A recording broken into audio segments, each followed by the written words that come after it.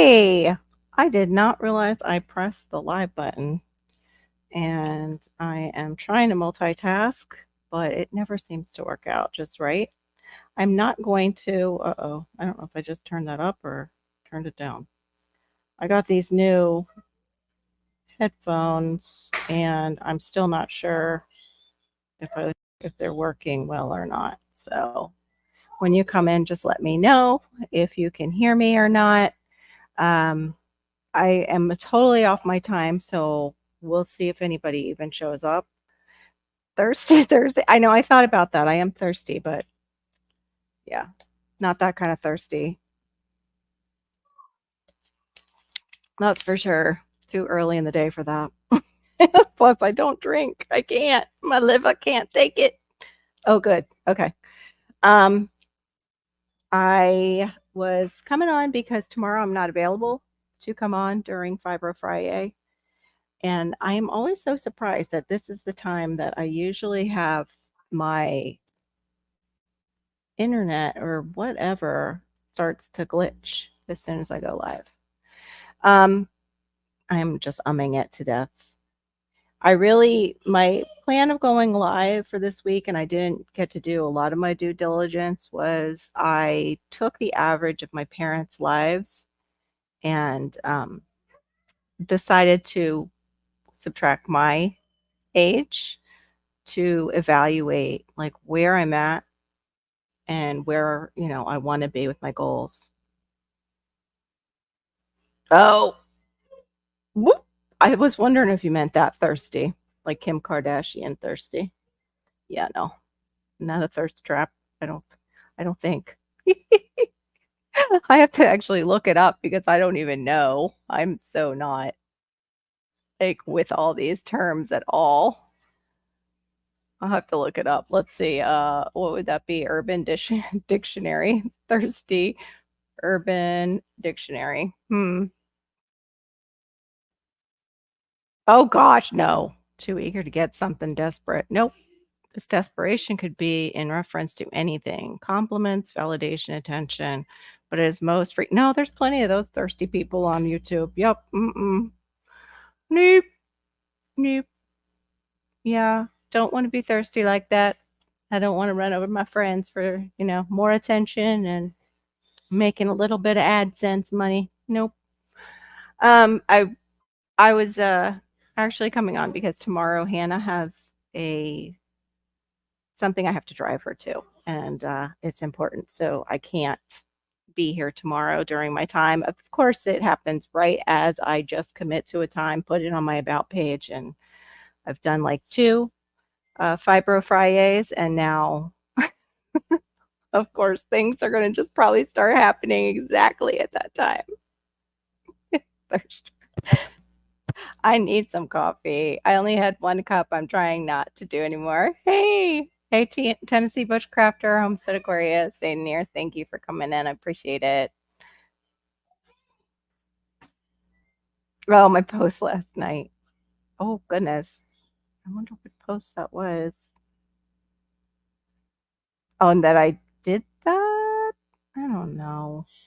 See, that's my problem is my memory is just not doing well. And I get nervous if it's the fibro or if it's what both my parents suffered from, like my dad ending up with Alzheimer's and my mom with dementia. It can always hit early, and that scares me. So, yeah, I'm going to wait too for a little bit for people to come in and see where you guys are at.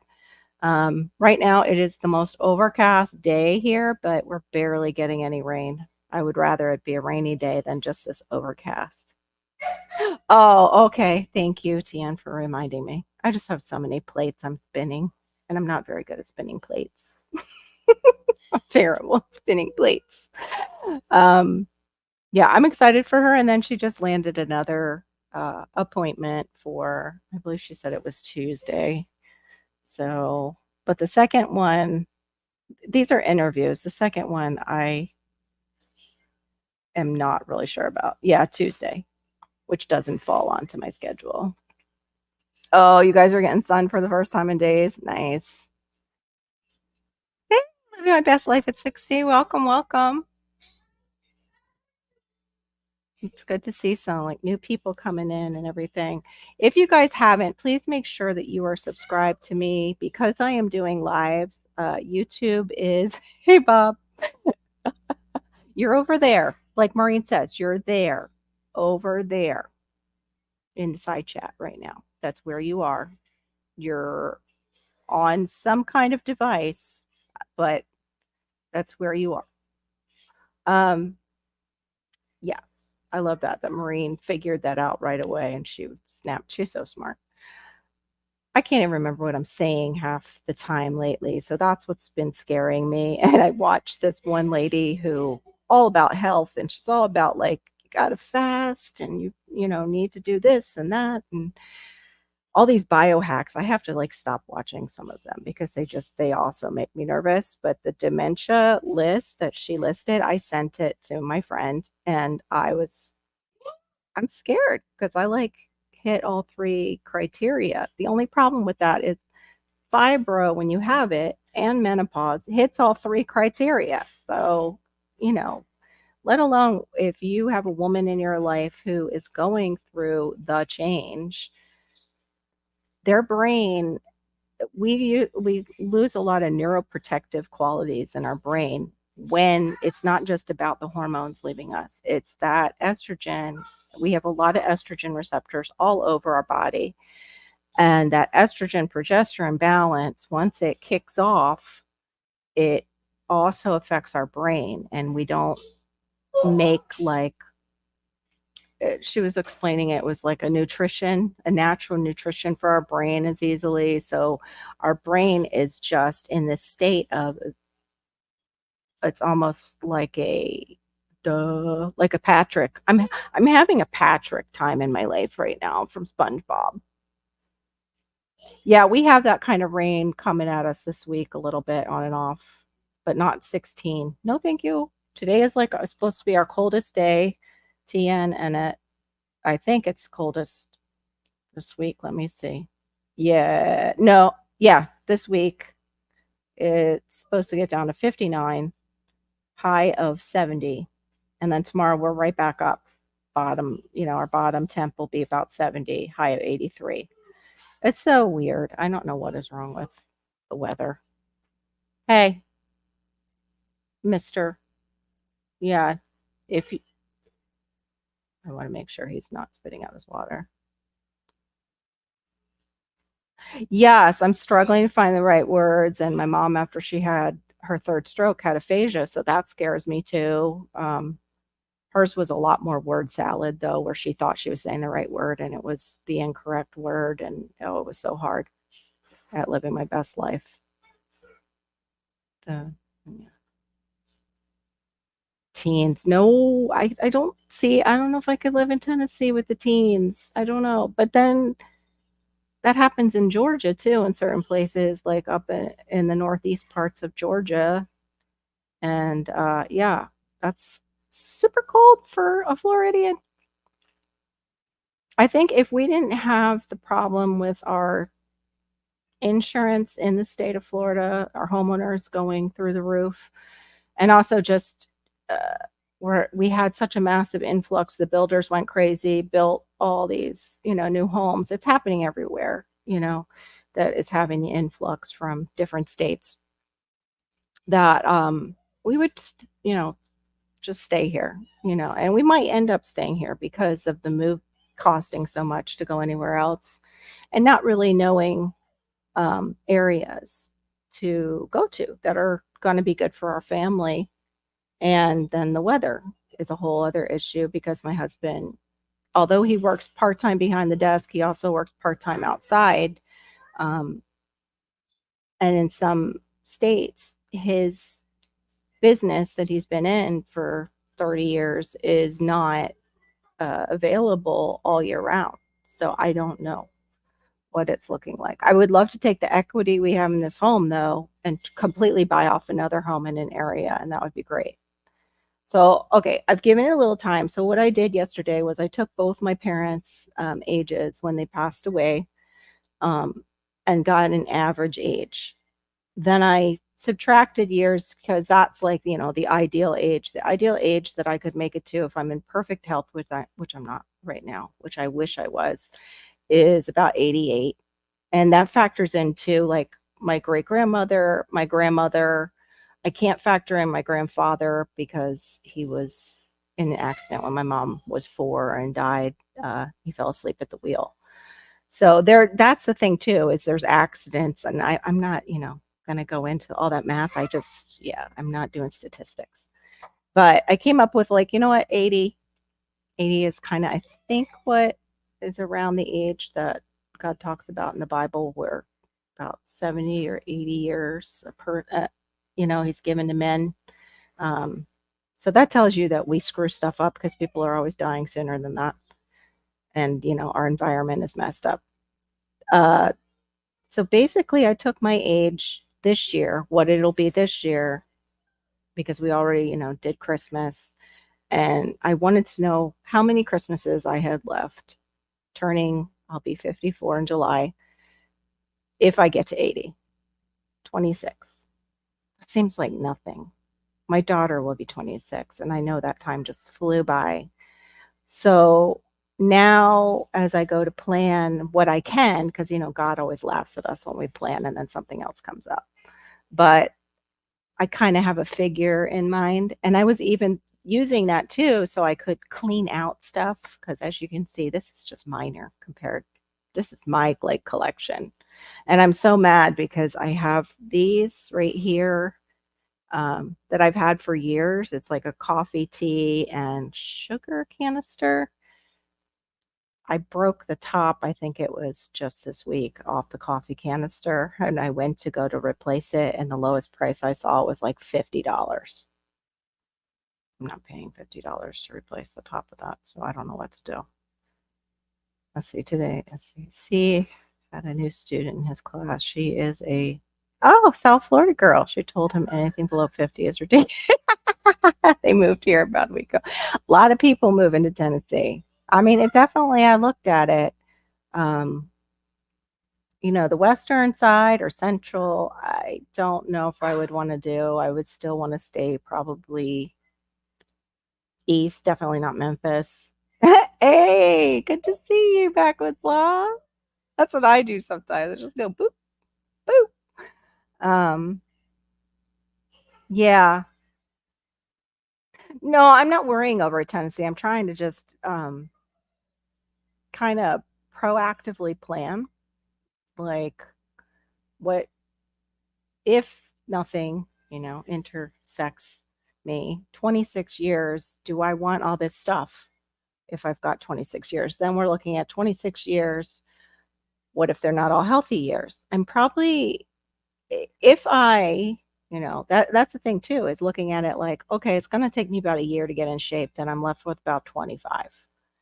I only have 26 years left. Am I going to live them as fit as I can be with my illness or illnesses, whatever fibro ends up being? Or am I going to just accept status quo and continue on? Yeah, Northeast Tennessee is the place to go. Hey. Hey, the crafty. Hey, Angela, good to see you. But yeah, I'll drop the link in a little bit to, talk.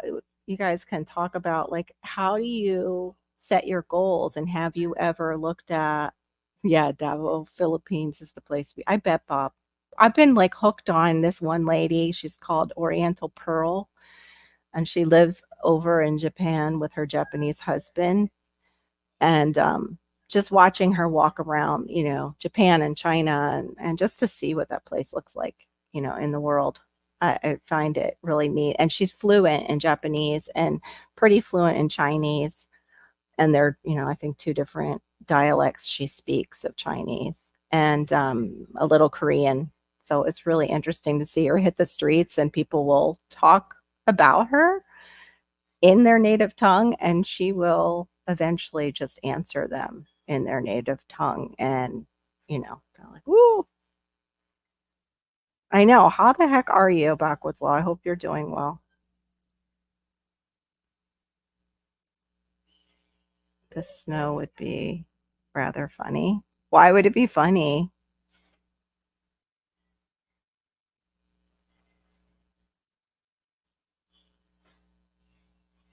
Oh, no. Yeah, that wasn't Bob. He lost. Not this time, it wasn't Bob. Yeah, I saw something, I was gonna look at it, I didn't get a chance about what happened in Boeing.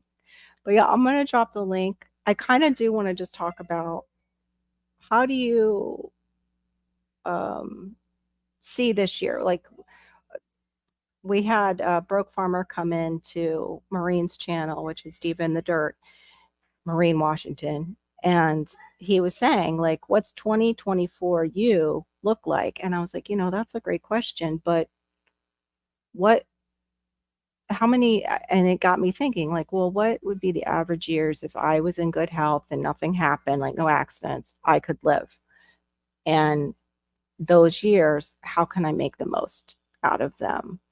Even setting stuff aside for my children, like cards, like writing out 26 cards this year, so they're there for them in case something does happen to me, and recognizing their age at each, interval. And then also too, hey, do I really want to spend my time out in our yard and messing with our native soil versus, raised beds versus hydroponics? Like, it just kind of gives you an, I don't know if you want to say, like a viewfinder of, okay, do I want this and that in my life and that, or do I want to remove the whole disk and start over and create a new disk for my viewfinder of what I want to see in my life this year? First thing you thought was Bob went back. Great, here, got the last of the things done I wanted to before this year. Yeah, lots of crazy going on, right?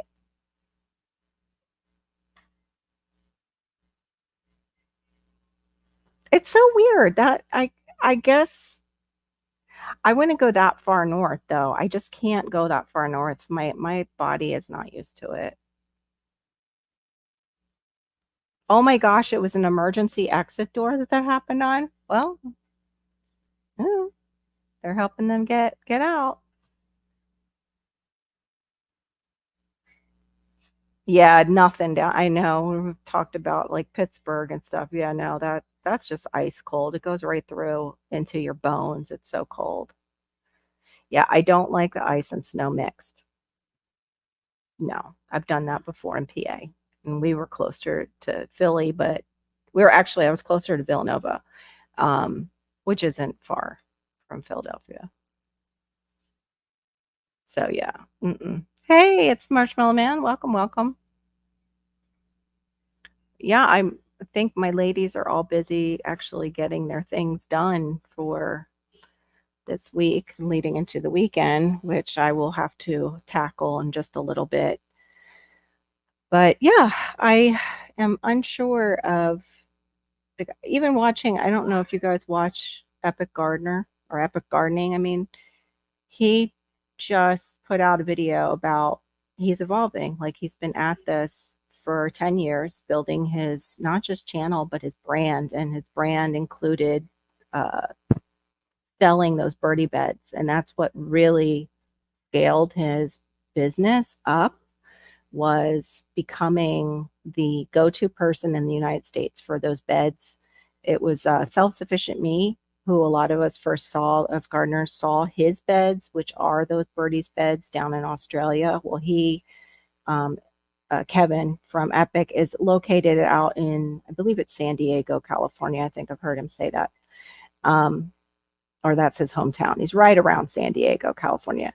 And once he became a distributor of those beds, and I think the only one at that time in the United States, and I don't know if he still is or not, the pandemic came, and him and his friend Jacques were busting their butt trying to figure out the cheapest way to ship these out. And yeah, they said it was just a crazy, hairy time.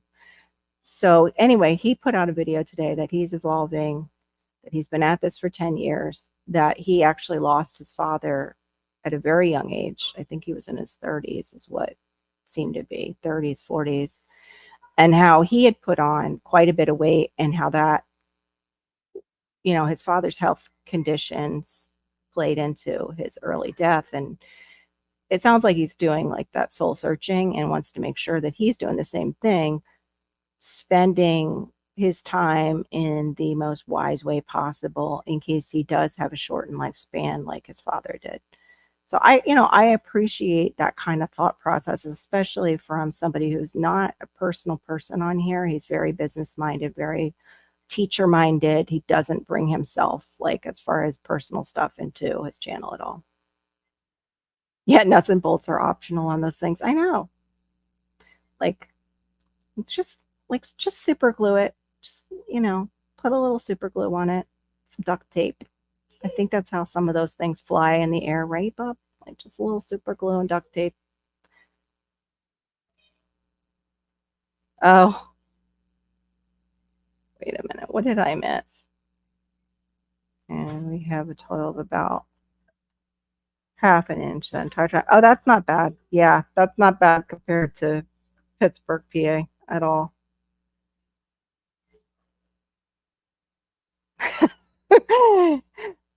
Bob's responsible. He did it. He went in for that special job and yep, he had parts left over. That's you always got to question a job. You've got a lot of parts left over, especially like plumbing. Uh and you're like installing a toilet. Yeah, you don't want parts left over. You don't want leaks in your bathroom like that.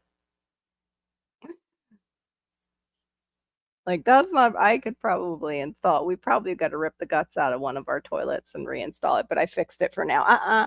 Put that back. Put that back. Hold on. Just put my clip. Then give it to mommy. Come give that to mommy. He's got my hair clipped. It's not for your mouth, honey. Come here.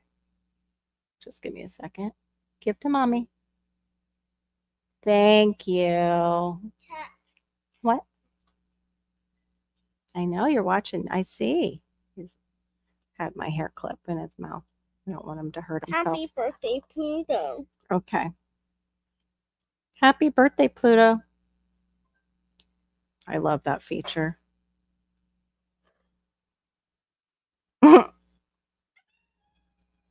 Like we all need to prepare for the end and then live like crazy until yeah, that's kind of what I want to do. Like kind of prepare and then but live my life. That's why I want to do it is like focus on living life. Like yeah, do a few things and that's even the same thing of some people will keep a journal next to their bed if they and they'll write down things so they can go to sleep. It's like their little hold list, like where they can just, okay, let's hold that thought here and I'll address it tomorrow. I was seeing something where they were talking about going to bed and going to bed in a good mind, like a mindset, watching comedy, not discussing like serious stuff before bed, and how many couples do that. Like my husband's like a hit and run. He'll just drop like a topic and he'll sleep fine, mind you, just great. And I am like the brain starts and it, won't stop. So yeah, I thought, you know what, that I need that probably for those nights. Just jot it down, say, you know what, you're going on hold and put it over here. Hey, Scratch Master, welcome. Yeah, it is hard to live in the moment and not in the, yeah. Yeah, that's being present in the moment and like, okay, I've seen people even practice, the mindfulness, but mindfulness is just like, okay, it smells like to bring yourself back in the moment. Like, I'm here. What am I feeling? It's making yourself aware in all your senses so you kind of clue in. And with Malachi, it's like, okay, I'm here with him. What does he need from me right now? What do I need to get accomplished today? Yeah, definitely not about just, future planning. It's more or less giving yourself a wake up call like, hey, you may only have 26 more years. You can't keep it on coast. You just can't keep it on coast. and do like just the daily tasks. Louis, I don't that's so out there. Like I don't even know how to respond to that. It just makes me question sometimes why you're coming in. Really does. Yeah.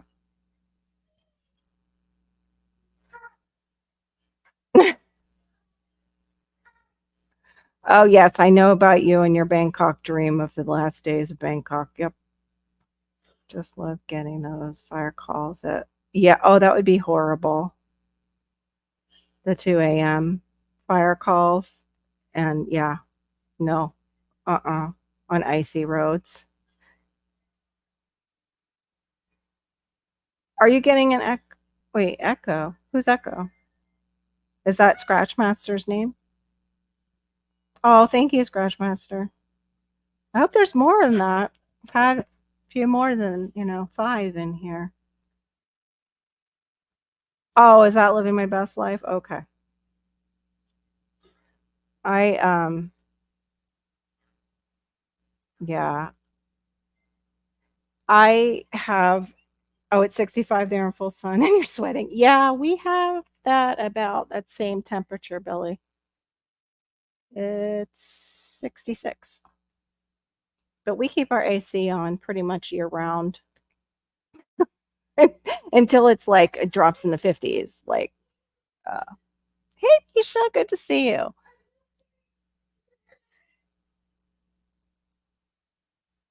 10 degrees next week. Yeah, the lowest we're getting this week is in the 50s, which I prefer, and the high 50s are even better. Yeah, Bob loves that. I know. Well, it's kind of like living in Florida, sort of, as far as the weather. And that's what I would have a really hard time with. Hey, we're to begin homestead. Good to see you. Oh, 0 next week? No, thank you. No, thank you. Was it you, Janice, that was talking about it being even below 0? I think that was actually maybe that was Cindy. Passamaquoddy is late. She's taking a little nap. She said, Mm-mm. 1 degree. Misha, are you in South Carolina? I forget what state you're in. No, thank you. 1 degree. See that you guys are scaring me about me moving out of the state. I like our weather. Oh yeah, all the fresh food. Absolutely. Yummy. Yeah, there's that too. I know. Yeah, and they're trying to oh, Kansas. I don't know why I had you pegged for South Carolina. That's weird. That's so strange. Should have left the light on. 0 is the real temp. No telling what the wind chill. Yeah, there you go. Factor in the wind chill. Yeah, I know. Where to begin? I was talking about how I had averaged my parents' ages when they passed and then deducted still, a few more for health stuff. Because if I just averaged their ages, I'd be at 88. But, I was giving it possibilities, not statistics. I can't do that kind of math like I was telling everybody. Um, I came at 80 and this year I'll be 54. So I subtracted it and I got like 26 years to give myself kind of a wake up call that like I need to figure out what 2024 Carol looks like as best I can because life still happens, just like why I'm doing this live tomorrow. Hannah has her interview.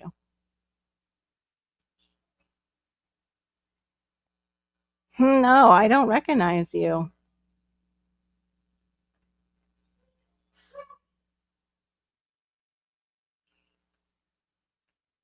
I love the heat, but not when it gets to a point where it's humidity, it's coming in.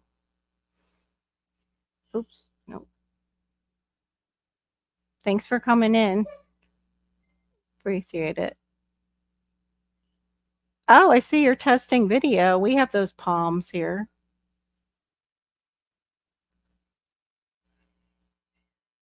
Whereabouts are you? No. It's fun to say your name. Vidra! Yeah, oh, the maths can be tough. Exactly. Yes, July will be 54 for me. Our summer is pretty hot.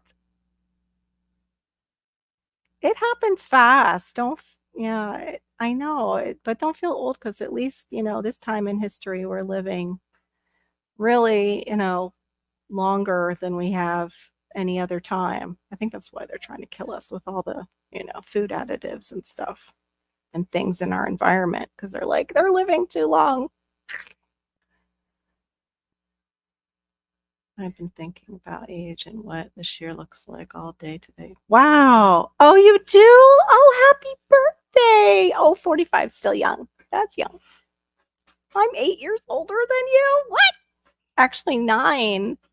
It's like 8.5. I can't believe it. You have a much older soul than I do, though. You're so wise for, your age. I sound like 17 years old. I turned 15 smart. That's relatable, Billy. That's so relatable. I can be like that. Yeah, 45 is still a baby. Hey, hello, Tofu. Good to see you. Yeah, so yeah, 26 years. What do you do if you have 26 years? Then what do you do if you cut that in half? What if you have 13? What if you have less? Like, what does your life look like? Love you too, girl. You're awesome. But yeah, let me drop the link, especially since I have some ladies in here. Too. You're welcome to come up. If I don't put you on the stream, it's because I don't know you, possibly, or you've been dropping things in my side chat that are just so random that I have, some questions about why you might be here. If that makes sense. Just being very honest. Oh my goodness, -43 with a wind chill? Oh, you poor man. That's horrible, Vidra. I hope you're doing better today. I'm so glad you came in like when you did at Fri-Yay. You installed your battery blanket on Monday. I don't know what that is. I have a battery blanket, but I'm sure it's probably totally different than yours. Unless you made like the heated blanket. I have a heated throw that I keep for my back. There's the man. What's up, Bob? Party like it's 1999. Do, Right? do, do, do. Hell Mhm. yeah. Some people might look at that number and go, "Yeah, I'm at a party. That's what I'm gonna do. hmm 26 years, that's not enough." Nope. I read that comment off from Bruce over there. Yeah. Party like it's 1999. I know. I think Prince did a little too much partying and now he's dead.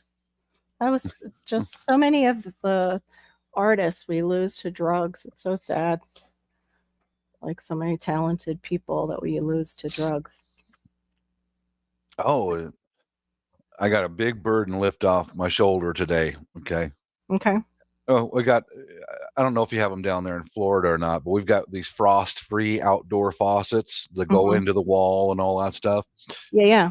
I fixed it twice, and then when we came back from the Philippines, it has a mind of its own now, and it's just dripping. Yeah, it's Oh, I running. hate that. Yeah. So Mrs. has a separate account for home repairs, and she left me with that debit card.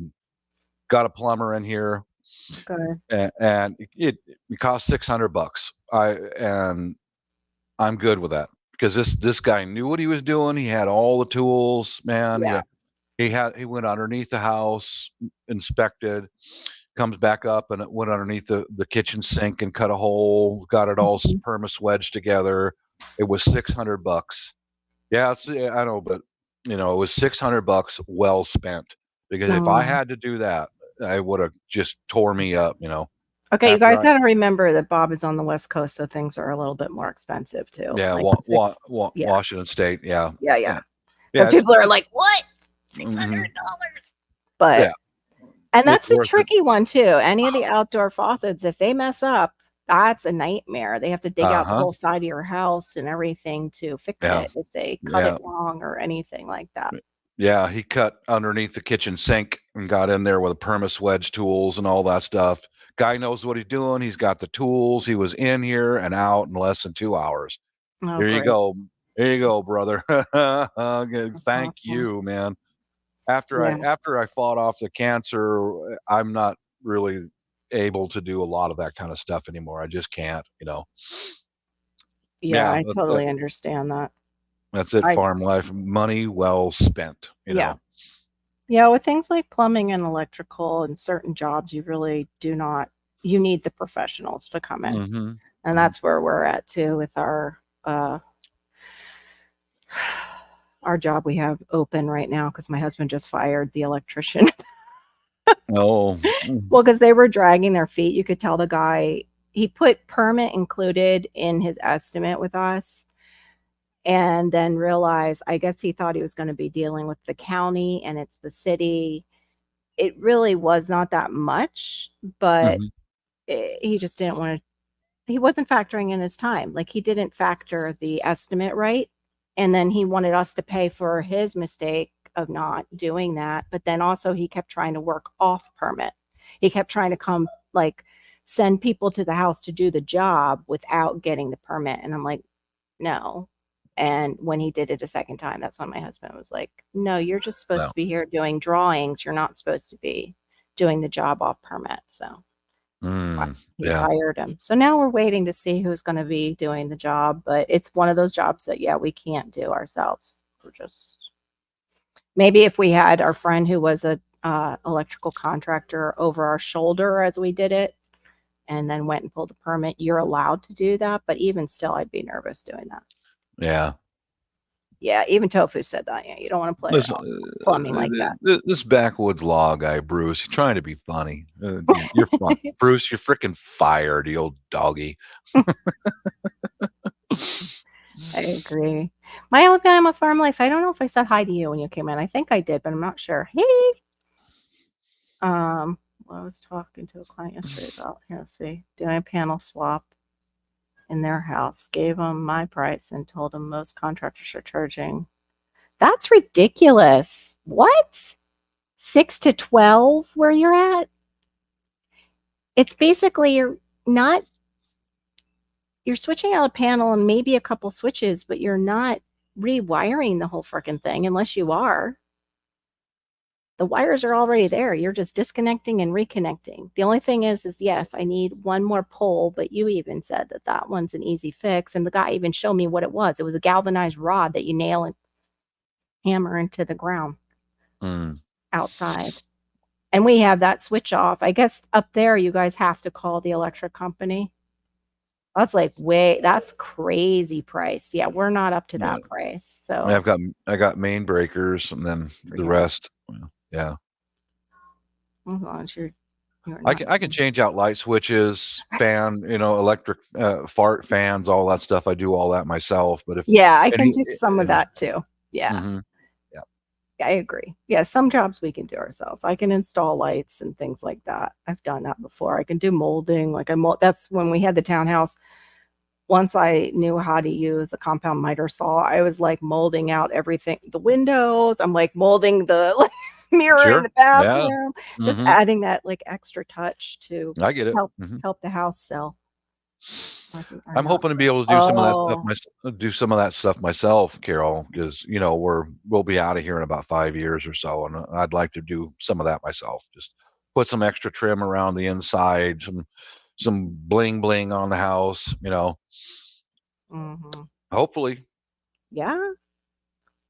Wait, say that again, Bob. I was reading Tennessee's. You're going to get ready to sell your house already? What? Well, in about 5 years. When 5. wife, Okay. So right. I'd like to be able to get that miter saw set up and do all that around the windows and make it a little bit custom. Yeah, that'll be nice. I like to do that too. I need to start doing jobs around here and some painting and stuff. The painting was always on me. I've already looked up different things you can do at home to increase the value of your home and stuff like that. Trim, It does make a big difference in the Mhm. value. Yeah, because if it doesn't add value, I'm not going to do it. Get it? Fix it for free if we buy you what you need. Wow. Uh-oh. Whoops. That's too funny. They're on to you. You gotta give them a list of what you want, Wickershire. Like trade for trade, barter that ability out. This house when we move. Wow, you rewired the whole house? No, thank you. I'd be so nervous to do that. That's a lot of work. That's a That's a lot ton of of work. work. Yeah, it's a Hmm. ton of work. Hey, Moon, welcome. Hey, Moon. Yeah, Aid Backwoods is definitely pretty funny. Um, yeah, I don't know what's going to be next for the house, but that was too so I wouldn't actually get all caught up in all this stuff I have to do. It's to prioritize kind of what's really important if I have 26 years. If I have that, that's you just don't know. Accidents happen. Yeah, I try to live just in the moment as much as I can. Yeah, and that's what I want to get to, living in the Hmm. moment, but this is for like goal setting to Yeah. make sure I'm where I want to be because sometimes you can set goals and it's not you don't even get to where you really want to be. The feeling of what you were expecting it to be once you met that goal isn't Hmm. there. You know what I mean? Yeah, I know what you mean. Yeah. So I want to kind of make sure I get both. Hey, Andrews Northwest Coins. I don't know if I said your channel. I saw you come in. Oh, snowstorm there at 10:47 a.m. Well, I'm glad you at least have some power because you're on here with us. That's good. I But get that. I get that backwoods. That big heavy amp. So no, no, no. How about we get a journeyman who knows what he's doing? I mm, don't want to be a piece of bacon, laying on the ground outside the house. yeah, no big hot wire. No, No, no, no, no, no, no, no, no. no, no, no, no, I no. actually just watched Backwoods. You would appreciate this, that because you've done firefighting. I watched it was a main, what do they call that? I can't think of it. It's on the electrical wires outside. Um, oh darn it.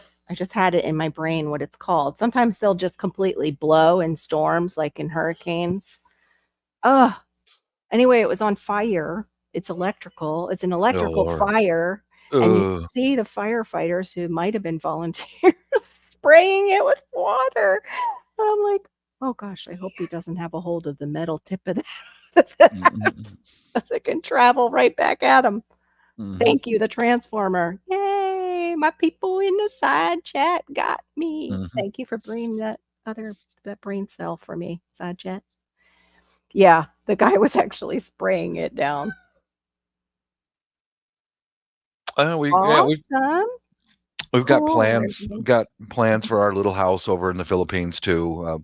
I'm making a to-do list, and I'll have my wife send it to her brother who Mhm. handles that stuff, and I get a lot of it done by contractors over there. Yeah. Oh, yeah, I'm making up a list of stuff. What I would like is along the side of the house, I want a Mhm. bunch of that shade netting, Yeah. and we could make ourselves a little oasis on the side of the house. Yeah, like a And shade cloth house, that would be nice uh-huh. instead of a Yeah. greenhouse. Oh, That's what I kinda need here too, and I've seen them used here in nurseries because greenhouses, it's like a steam trap. You can have mhm. like a small greenhouse for starting plants with misters over top when you're getting plants started, but to have them in there all the time in our tropical weather, not the best idea. It's a weird culture over there, Carol, because it's looked down upon for a foreigner to work on their own home. It's weird. Really? Yeah. Yeah. The people there would rather have you hire a local contractor to do the work. It's different culture over there. So, well, okay, if that's how it is, because like You have to hire yeah. the Mhm. Mhm. yeah. Yeah, like we had the side of the house where we're going to put our little furniture and plants and coffee maker and stereo speakers and all. When the shade netting over there, that's all concreted now because the cats were using it as a toilet. So my brother went to a construction worker he knows, and he says, "Hey, you want to earn an extra few bucks?" The guy came in there and poured the concrete, smoothed it out real nice, and all right, let's start from the ground up. We got concrete poured. Now we're going to take that side of the house and make it into our little cabana where we can sit back and have our martinis and watch the poor people struggle. Darling. Oh, Darling. darling. The pinky's up in the air. Oh, yes. Yes. Oh, darling, don't get too near them. Those are the poor people. That's mean. I shouldn't say that. Yeah. What was it? Somebody was saying there's a difference between poor and oh gosh, now I forget the term, but it was so like different, like because it really was he was making fun of the rich with what he said. Okay. I wish I could tell stories today, but the brain will not completely engage. Probably because I've only had one cup of coffee. I'm trying not to have more. Because I want to try and heal my adrenal system to see. Because last time I gave up coffee, it was prior to us fostering Malachi. And then, of course, I got back on coffee because Malachi did not sleep at all. Okay, Bruce, here you go. This is just for you. Yes. Don't associate with the poor people. Get my pinky up in the air. How do I do that with a coffee cup? Maybe I can do it with a teacup. Yeah, a little teacup. But it's like you never really do that. It's such a slap in the face. Oh, God. Turn the cam off. No one catch pinky up. Yes, exactly. When you live in remote Alaska, I work on my house rewiring. Yeah, Newton roof electric. in the complex where we live over there, there's new construction going on all around, and the construction workers, my brother-in-law, I guess he approaches those guys and he says, "Hey, you want some Sunday money?" Because they work 6 days a week. Sunday is off, and that's how he got the concrete poured by our place. Oh, nice. He went up to one of the masonry workers and says, "Hey, you want some Sunday money? I got some work for you." Cool. And yeah, it's not nothing's on paper. Don't need a permit, and and he did a fine job, man. He poured concrete for us, smoothed it out very nicely. Well, I took the number of the second company that actually the electrician we hired sent out because that's what he was doing, was basically acting as a contractor and sending out other electricians instead of being like it wasn't all from his company. But he might have his contracting license now. At this point I don't even know, because of the permit being such a problem. But I took, because the guy who owned that company supposedly was a contractor and got on the phone with me. His guy spoke Spanish, and I know broken Spanish over here, barely remember any now. Yeah.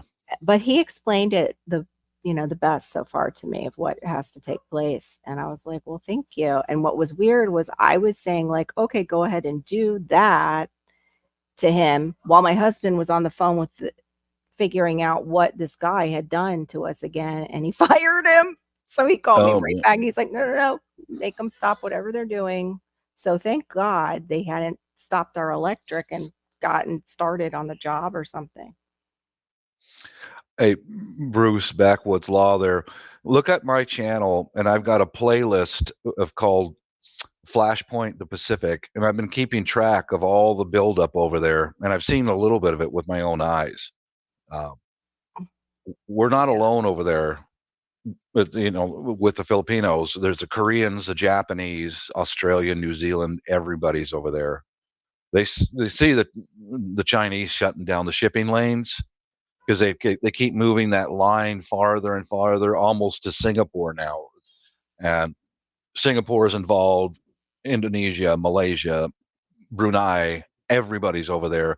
We've got special forces over there training the ground guys and to all be on the same page from every country along the Pacific Rim. The only ones I haven't heard about so far is the Vietnamese, but I think they're getting ready to roll in and be.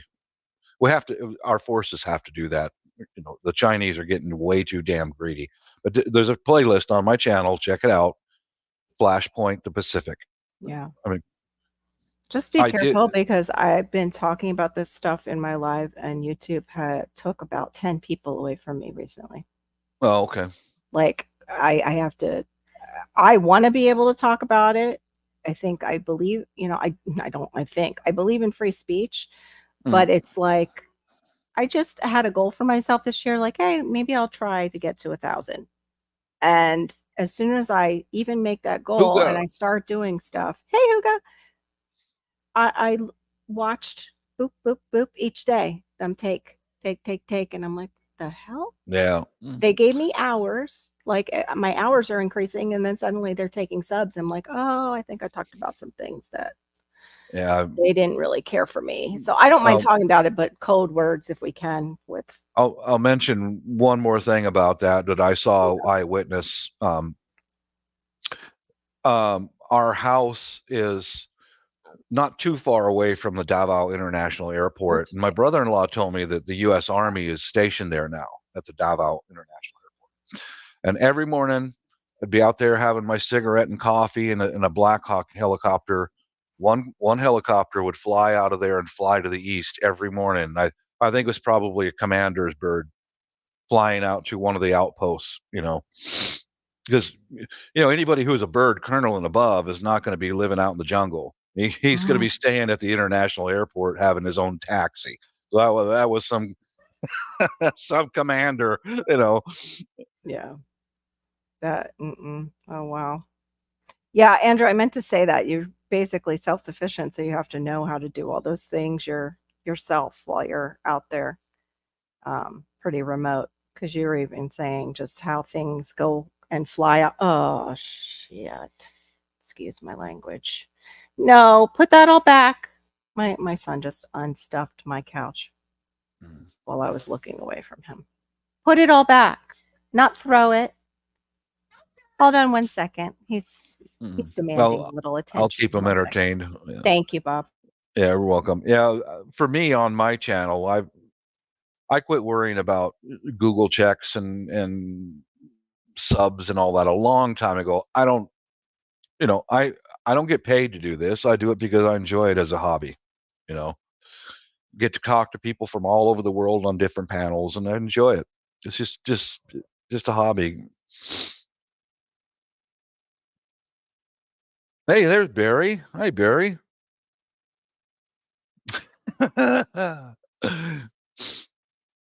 Yeah. Hey Barry, that one video I sent to you about the little Filipina dancing around. I watched that again this morning. Oh, that does my heart good, man.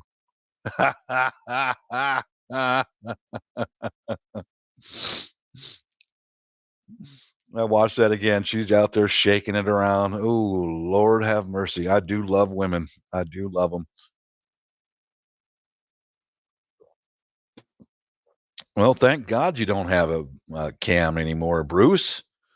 Damn, you're too ugly to be out there in the public, man. Thank God for that. You did us all a favor of some kind there. Hey.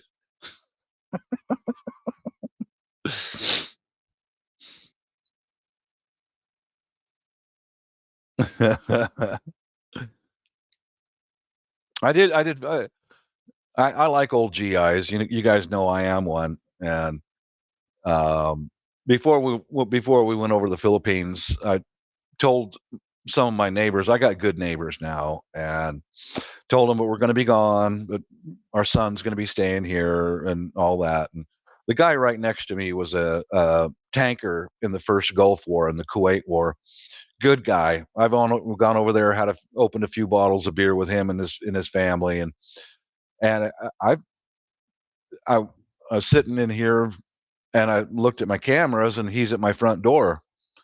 And so I open it up and, hey, Brian, what's up? And he goes, I was just wondering how you were because I know you had some cancer treatment before you guys were leaving. So just checking up on you. I was like, I'm good. Oh, I'm okay. But good guy. Good guy. I like him.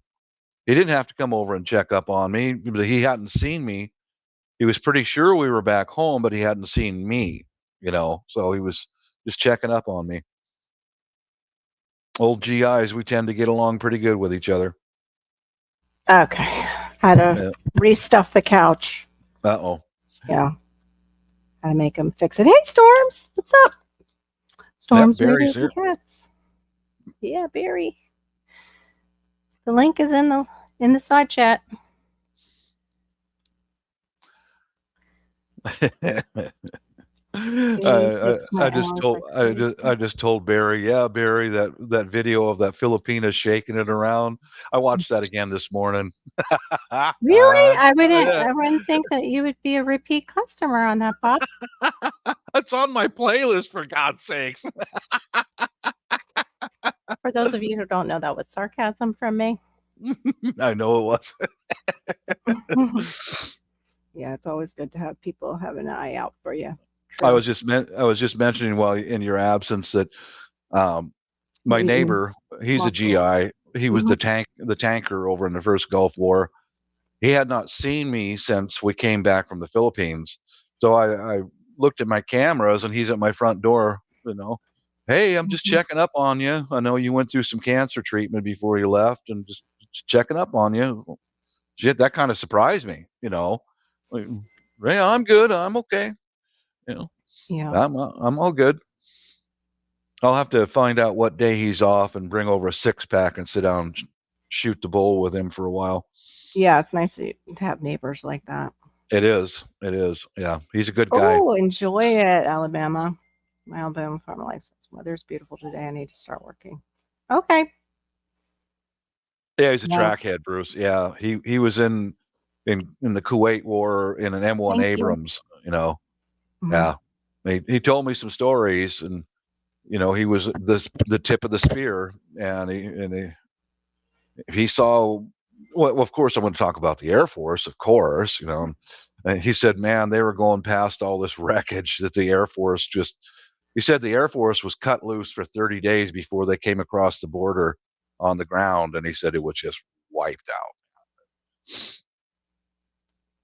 Yeah, Bruce, we chewed the same sound. Yeah. But he said the few Iraqi survivors that he saw were out there just dazed,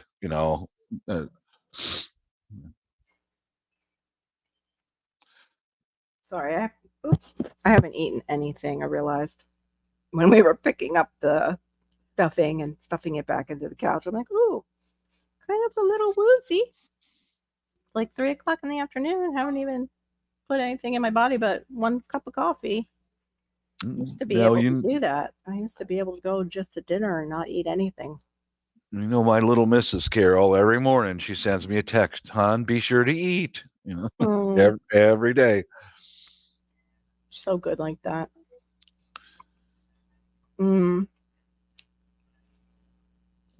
Yeah, you know the history of us going back to the Philippines with some of the British relatives and stuff. Well, it was a repeat performance, and oh no, yeah, and dealing with a narcissist, and before we left, because my wife and I rented a car, and my brother-in-law did most of the driving. Ate did a little bit, but I put my foot down with them. I said, if you guys come back to here next year, you're going to rent your own car and we're going to have our own, because I need to get out and get supplies and tools to maintain this house. And the car's gone with you guys doing the same BS you've been doing all the let's go over to Samal Island. They grew up there. They just take the car and then you don't have the car. And I'm stuck, and I said, I am tired of this dog and pony show bullshit. I'm not doing this again. You're going to get your own car. We're going to get our own car. Yeah. We're not doing this again. Good. Yep. Did you see what Andrew put about His grandfather was in the Army there in the 60s and was doing scouting using dog sleds. I think that's wild. Wow. That's pretty cool. Okay. I'm okay, Barry. I'm just hungry at the moment. I was like super stressed this week over that whole electrical crap because I had pressure on both sides. I had a guy that wasn't moving along with the permit, and then I could give him time because I know it takes time, but my husband was kind of not wanting to give him that time because he was thinking we've got to have it done by a certain date for insurance. But our insurance company, I guess, is not leaving like they said they were. Now they're staying, but they could drop you. So I can see why he's a little concerned and wants to get it done as soon as possible. However, with permits, you can't really rush it if you want a permit. So it's not on me anymore. I gave it all to him so he can deal with it. He wants it done his way. You get to do it. Congratulations. It's yours now. Yeah, Bruce, I got to be real careful about charming anyone over there. That's very risky business over there. He was over there. He was showing leg, Bruce. Is that what he was doing? Yeah. He says I was out there flirting with the women trying to get a ride, you know. Mm-hmm. Yeah, you know, pulling up the trousers, showing a little leg, like they used to do. Hey, baby. You just might get the wrong type of clients pulling over. Yeah. Oh, cool. I'll have to look it up.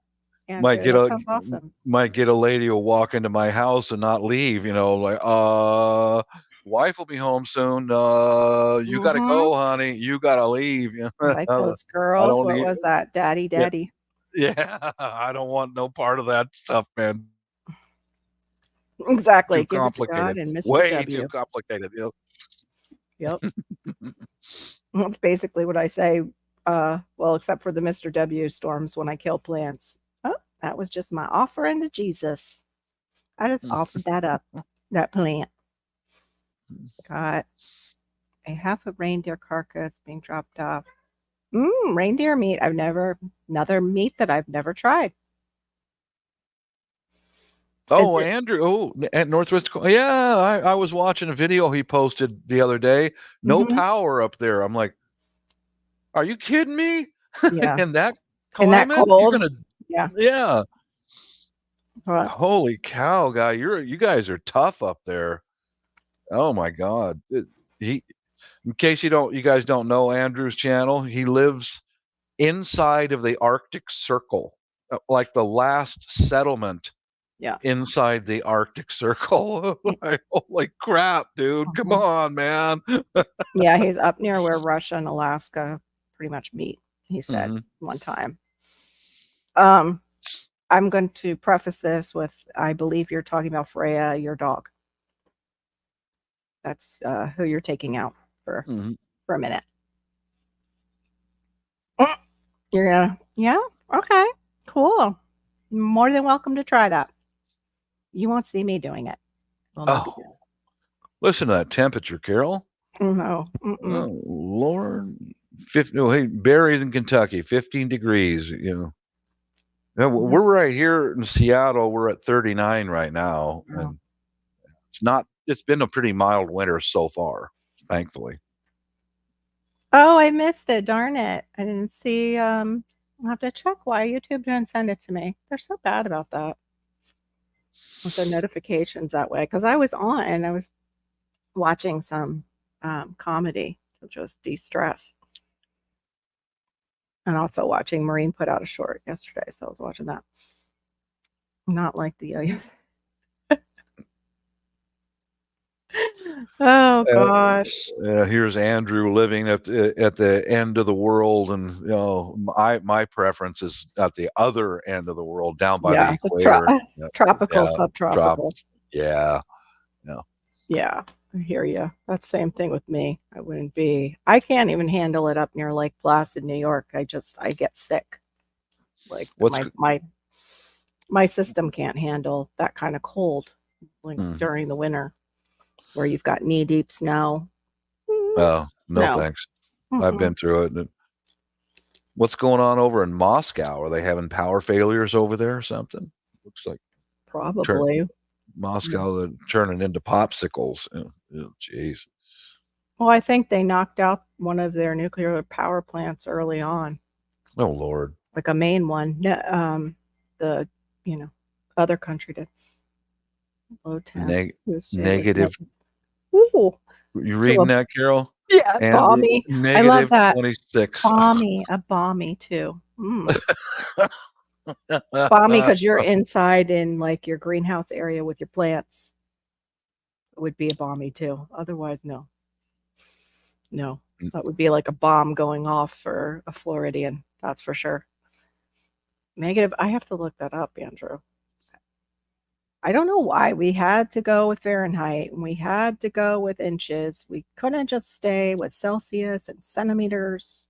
Yeah. Crazy. We've stayed with, I can do both imperial and metric, but the Celsius and Fahrenheit gets me a little twisted. But Yeah. I get twisted pretty easily now, so it doesn't take much. Throw it in all that stuff. I need like, I don't know, us all to be on the same thing. Gosh, the YouTube side is so weird.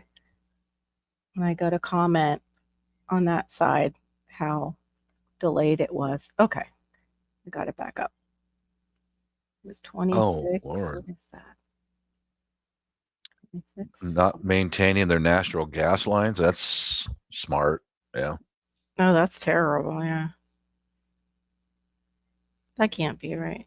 Oh, because I forgot the negative because I'm a dork. That cannot be right, though. What?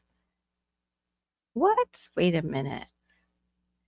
Okay. Negative 15. Oh, I don't think so. Close to like negative 16.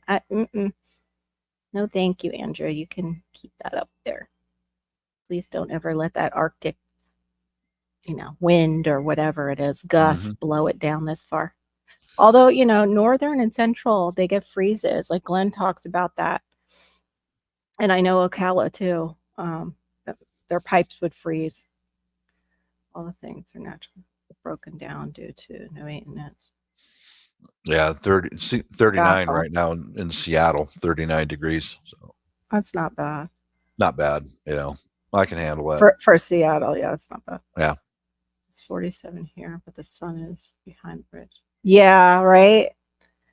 I don't have any sun today either, Barry, but at least we are balmy. We're in the 60s here.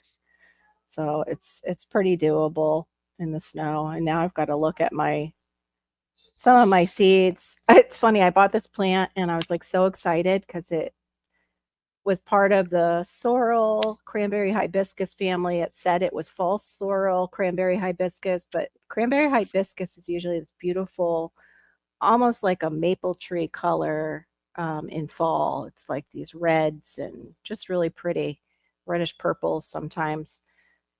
This thing is like mostly green. It has a little reddish purple. The calyx is a little bit different. So of course I've got some kind of hybrid. I don't know what I have. I'm like, why does this always seem to happen to me? I gravitate towards the different plants and then I can't find them on Google. Yeah. When I'm like looking them up, like this looks different than my seed packet. This looks different than what I've seen before. Cool. I'll bring it home. Let me, I've never seen a green leafed one. Sure enough. That's because they might not exist. I've been talking to a few of the Filipinos. In fact, I made a video showing my house plants because she showed some of hers. And I'm really going to need some help when I get over there to figure out which plants go where, because I know so many of them over there. If you plant them in the direct sun, the sun just kills them. And yeah, that's here too. Yeah, it burns them up. But yeah, I'm gonna need I've got a connection. Ralph has been over there. He's been a landscape contractor over there for years. So I'm gonna have to get with him and a few other people online to figure out what do I need to plant and where.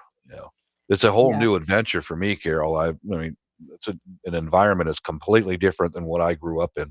Yeah, I know. It would be for anybody who's American. It would be a lot to take in. the lady that I watched, who's in Japan, she was saying like they got married and it's okay for the husband and a wife to see each other. Like they don't have that tradition prior to the wedding. In Okay. fact, he went and helped her pick out the dress. Like that's how Mhm. it is. The culture's just different. Yeah, it is. There's a lot to learn. A lot to learn. Yeah. Uh, But some of it's pretty cool. Like they were showing at 20 years old is kind of like their coming of age. The ladies will dress up in full kimono and, I don't know if they're going to certain temples or where they're off to, but it's kind of like a debutante the way it mm, looks. It was really pretty. She was talking to them in this square in Japan and oh, that's greeting cool. them. And some of them will even come over from China to celebrate over there. And it's so funny because there's such a negative dynamic between those two cultures, and yet there's still like some of the culture still does that, like goes over and they'll go and tour and Uh-huh. everything. Mhm. She was showing us it was a road that they created in China that looked, oops, I'm saying the word, that looked exactly like Japan. And it just did not, she couldn't figure out if it didn't do well because of it wasn't a good business choice or because there was so much hostility Oh, towards, yeah. yeah. There's And still a which lot of is, yeah, go ahead. from World War II, a lot of Yes, animosity. a Yeah, lot of there's a lot. animosity. And their communist government over there promotes that, Hmm. They want that to Yeah, happen. they were saying that promotes that and against Korea also. Come here. True. True. Yeah. So it's like, okay, who do you get along with? Because you don't like us either. Like, Mhm. and I I think they just tolerate Russia. I think they just tolerate them. I don't. I think it would be like for them okay if everybody else went away and the whole globe was just them. It was yeah. just I find interesting though is that the Filipino culture and Mexico is very, very similar. come here, Mom. We got a lot of Latinos around my area, and a store opened up for Yeah. formal dresses, and it's the name of the store and the events are in Spanish. My wife can read Spanish, Uh huh. and she said that this is a store for the coming out party for the young ladies. It's at the same age as the Filipinos. It's like 16, Yeah, that's you like our know. age, the 16. Yeah. Right, right, and I like though that I liked it that it was over there in Asia. It was 20. mhm, I was like, that's a better age to say you're coming of age because you're a little bit more with it upstairs. I get it, yeah, You know, but I 16, I was a dodo. Like, I still ding dong. because Mexico and the Philippines were both part of the Spanish Empire. So Mhm. that's where the similarities come from. They Yeah. picked it up from the Spaniards, and Oh, I wonder if that's where we got it from too, just as a could be as a the, nation. the Spaniards were here in Florida a long time Yeah. before the English ever Oh arrived. yeah, they named us. That's how we Hmm. have our names. We That's have a correct. lot of that, and the Native American names are Hmm. everywhere. Can't get it's a hex. Yeah, I bet it is. I wish you were more insulated. I wonder if you could just get some of those, if Home Depot's near you, for just one room, use those styrofoam panels that are uh look like tinfoil on the one side, but they're like a solid insulation Hey, panel. welcome back, Bruce. Welcome back. Enjoy your coffee, which I'd like to have right now too. I'd like to have a cup. My son wanted to marry his girlfriend. My son needs to go work for his girlfriend's family. Oh, like a dowry. Uh-oh. Hopefully they don't have another, you know, like uglier daughter that's older that they want to marry off first, because that's the whole like biblical story of what was it, Jacob? Not Jacob. Was it Isaac? I think it was Isaac. Basically, he was working for Rachel and they gave him Leah after 7 years of labor. And 7 years of labor, and he got the ugly one? he got the What? older, less attractive. What? At least that's how they made it kind of sound. I don't know if she was really less attractive. It just wasn't the one he was hoping for. But, she must have been pretty good to him and the you know what, because she had a lot of babies by him. Oh, something was going on then. Something was going Oh, on. Yeah, he was mhm. making sure he serviced them both. So, but it was is it Rebecca or Rachel? Isaac and Rebecca. Now I'm forgetting. It's just a bad day mentally. When the rain is coming in, I get that. It's because of my migraining brain. I get a lot of bubbles in my brain. No, please don't tear any of the paper. No. No. Oh, he's right here. I'm just giving him something to eat. Ew. Shows Man, you we what- don't have Oh, okay, to demonstrate that. where we live, we don't have that working for the family. The Filipinos do, you know. That's an old tradition that they have, To show that you can actually provide for. provide.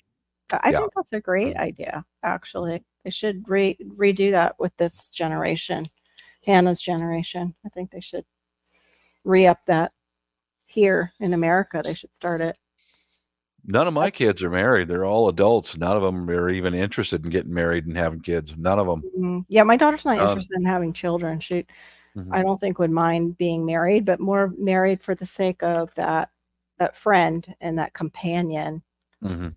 you know. But it's just a scary time we're living in. Her and I actually had that conversation of just, how somebody can just snap. You get married to them and then they can become a different person. I'm like, it's weird that you're saying that because I was just watching something about a woman that happened to. And it can happen to guys too. She can just snap. True. Oh yeah. You put I'm on living. great mask and then Uh-huh. totally I'm different. a victim of that myself. My first marriage, that's exactly what happened to me. Exactly what happened. That's true, Storms. And the idea of beauty has changed. And it changes too with different places in the world. Yeah. Like, my baby bearing hips would be welcomed in certain parts of the world compared to America. Well, now Kim Kardashian, you've got to have both though. Got to be all heavy on top and big on the bottom and then tiny in the middle. But at least America is more, I don't know, open to what they consider, and it changes quite a lot for at least us women, what is found attractive. And sadly, it's like the magazines and the movies push that narrative. One thing I like about my daughter's generation is now it's not just the European models that have like barely any shape with inserts into their body to have a shape. It's all different shapes are modeling, which I like that a lot. Yeah, TN brings up a good point. Look at all the old artworks from old Europe. Mhm. The women that were considered beautiful were plump, Yeah. That's or because it was a overweight. sign of wealth too. That's true. Yeah, that's It's true. a sign that you were eating well when other Mhm. people weren't, when they were not necessarily eating as well. Yeah, I'm sure. Yeah. How old are you, Louis? Oh boy, we're getting some high winds. Let me check out my Yeah, I know the older you get. forecast. Check out the forecast here. I like the voluptuous women and some of the old paintings. But a lot of that too was like it meant you were wealthy because you were eating so well. Yes, he has a wagon.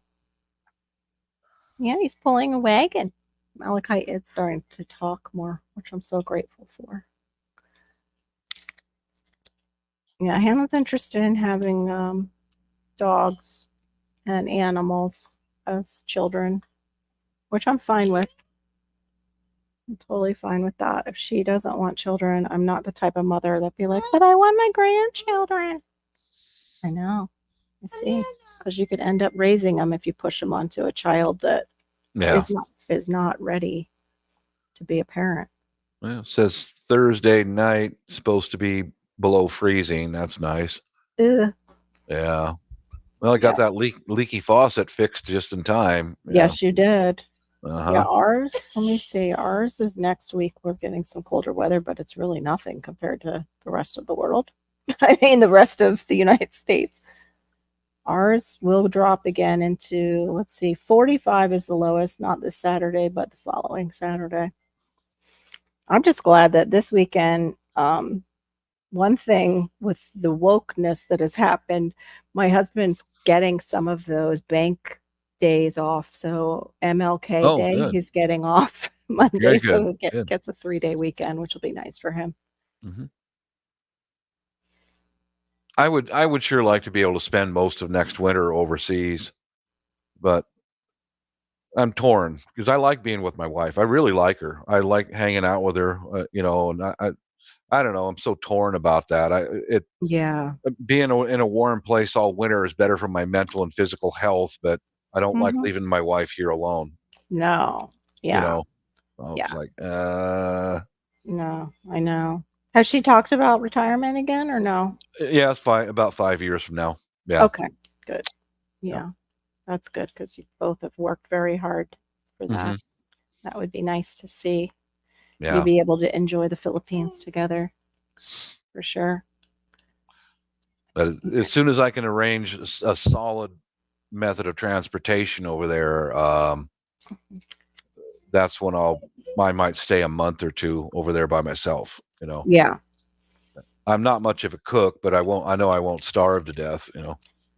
But It definitely won't be this year though. no. And we know why. Mm-hmm. Not much needs to be said other than November. The November that's coming. It's interesting though. Go ahead. Yeah, Bruce. Yeah, I'm same with me. My wife does. She wants to just keep working and working. It's like, baby, Yes. you're over 55. That day's coming. But we've still Yeah. got two more nieces to get educated, and then after that, we'll pull the plug and get out of here. That sounds good. Yummy. A rickshaw. Jeez. You haven't been in Asia, have you? They don't have those anymore, dude. Bob needs a rickshaw. A I rickshaw. did see those really cool. They're like a Jeep and a bus had a baby. It looks like in the Philippines they use them for like a Oh yeah, taxi almost. I forget yeah, what. yeah. Those are Chinese. Those are all made over in China. Oh, China They does those, the hack call them. jobs. Well, there's different things. I'm not sure exactly what you're talking about, but the It's brand the new. one, it's a Jeep in front and they put it almost Oh like yeah, they elongate it in the yeah. middle. It's a jeepney. Yeah, those are Jeepney. made. That's it. Those are made in the Philippines. Yeah. Those are cool. They They're were really based on when the U.S. brought over Jeeps to fight the Japanese and then reoccupy. They were based on those. The original ones were very small, but that's what the Filipinos did is they cut the back of it off, extended it, put a amazing. roof over it, and now this whole thing is totally made in the Philippines. But That's they make those amazing. right there. Yeah.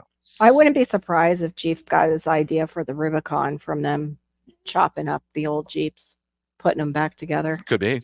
They're like, Could yeah, be. oh, hey, that's not a Mhm. bad idea. We should Mhm. do something like that. I think they're very clever with those I jeepneys do too. because the engines, they get what's called a crate motor from Japan. The Japanese require you to change the engine in your car after like 30,000 miles because of emission standards. Mm-hmm. They crate them up and they send those all over the world. Well, the Filipinos pick up the engine Oh, and wow. they build the body and the Mhm. suspension, and they drop an almost brand new engine in there. It could be an Isuzu or Mitsubishi Yeah. or Honda, whatever. Yeah. Could be Honda one of engines their are great. and, Yeah. and drop them into a jeepney, and man, they're ready to roll. But I Hey, I I, Laura. I I was knew I wa- forgot something. I was watching a protest that the government there is looking to stop production and of the jeepneys, and it's Oh, like, why? man, the population is up in arms. Like, no, man, Yeah, that makes no sense. What are they planning on that's selling to them to, I the wonder. Chinese are influencing to send brand new ones from China. Well, Ugh. these vehicles are made by the Filipinos, Yeah, they and don't yeah, want the that. population is like, no, that's our national symbol is a jeepney. We make Yeah. them. Yeah, you can't be doing that to them. That's Yeah. ridiculous. Laura, if you have Well, time, I dropped the link. I forgot to text you again. I'm so sorry. I'm so like not with it today. Plus, I wasn't planning on going on Thursday. I was planning on going Friday, but Hannah surprised me. Oh, it's waiting for your device to connect. There we go. Sorry, Laura. Hey, Laura. How you doing? Bob? Good. Back already, it looks like. Yeah, I'm back. Almost over with my airplane sickness. You know, the cold. no. This first Yeah. time in years we've gotten sick in the air on Have the a good one, airplane. Storms. But we did. We both got sick. Some knucklehead sitting behind us for 11 hours was back there blowing his Oh, nose I and hate that. coughing Yep. and stuff. And like, Hey, Barry. you know. Have a great one, Barry. Fish I'll crafter. see you later in the chat. Can you not sit Hey, on Beckwood. Go ahead. Come on. Got it? Okay. Yeah. Hold on. They're just doing some changeover here. That's Want me to hard take getting sick. Do you want me to? Yeah. You want me to take my shirt off and show you my? Oh, no, my we're good. content? We're good. We're good. Thank you. I don't need to get a flag. Don't want to get me flagged, you know. No, Having enough trouble with YouTube doing weird things. aren't we all? So crazy. Yeah. It's funny though to watch the different sides of everything that's going on, and like you turn on the Lawyers for the Left, like one of those shows of lawyers explaining what's happening with the trials, and then the Lawyers for the Right, and it's like, so basically the law is like the Bible. You guys all have your own interpretation of it. Interpretation, yes, like, ma'am. Yeah. Great. Whoever is the greatest performance, you know. Pretty much. Yeah, pretty much. Yeah. Try going through family court. Yeah. I watched some of the, like, you know, not court TV, but I've watched like some of the channels where they're doing court cases, and that's exactly it. It's the one who is really well spoken and has great arguments. You bet he wins. They usually Bruce. He's you know Bruce. He's harassing me about that emergency exit door flying off that 37. You know. What happened with that? Did they land the plane okay, or what? It's an option. It's an optional. If it shit happens. Come on. Did the big slide deploy too while they were in the air? No. It's an emergency door that somebody let go or opened, right? Is that? Yeah, shortly after takeoff, it popped open and ripped off in the slipstream. So that means it's an optional part. It's really not needed. Can you imagine? Unless you're at elevation and it sucks you out. Yeah. You just undid you're getting ready to go to the bathroom. And usually some people who take those are like that exit are people who are nervous to fly anyway, and they're like, I'll be near that in case something happens and I can get down that slide first. Yeah. And then that happens, they probably will never fly again. Some people just have no sense of humor. If the passengers get cold, just give them a blanket, for God's sake. Sit down, shut up. You know. So what's the you don't need an emergency exit door. Come on. Yeah. Oh, they put the door plug in wrong. That's just something happened. Oh, just 16,000. That's not bad.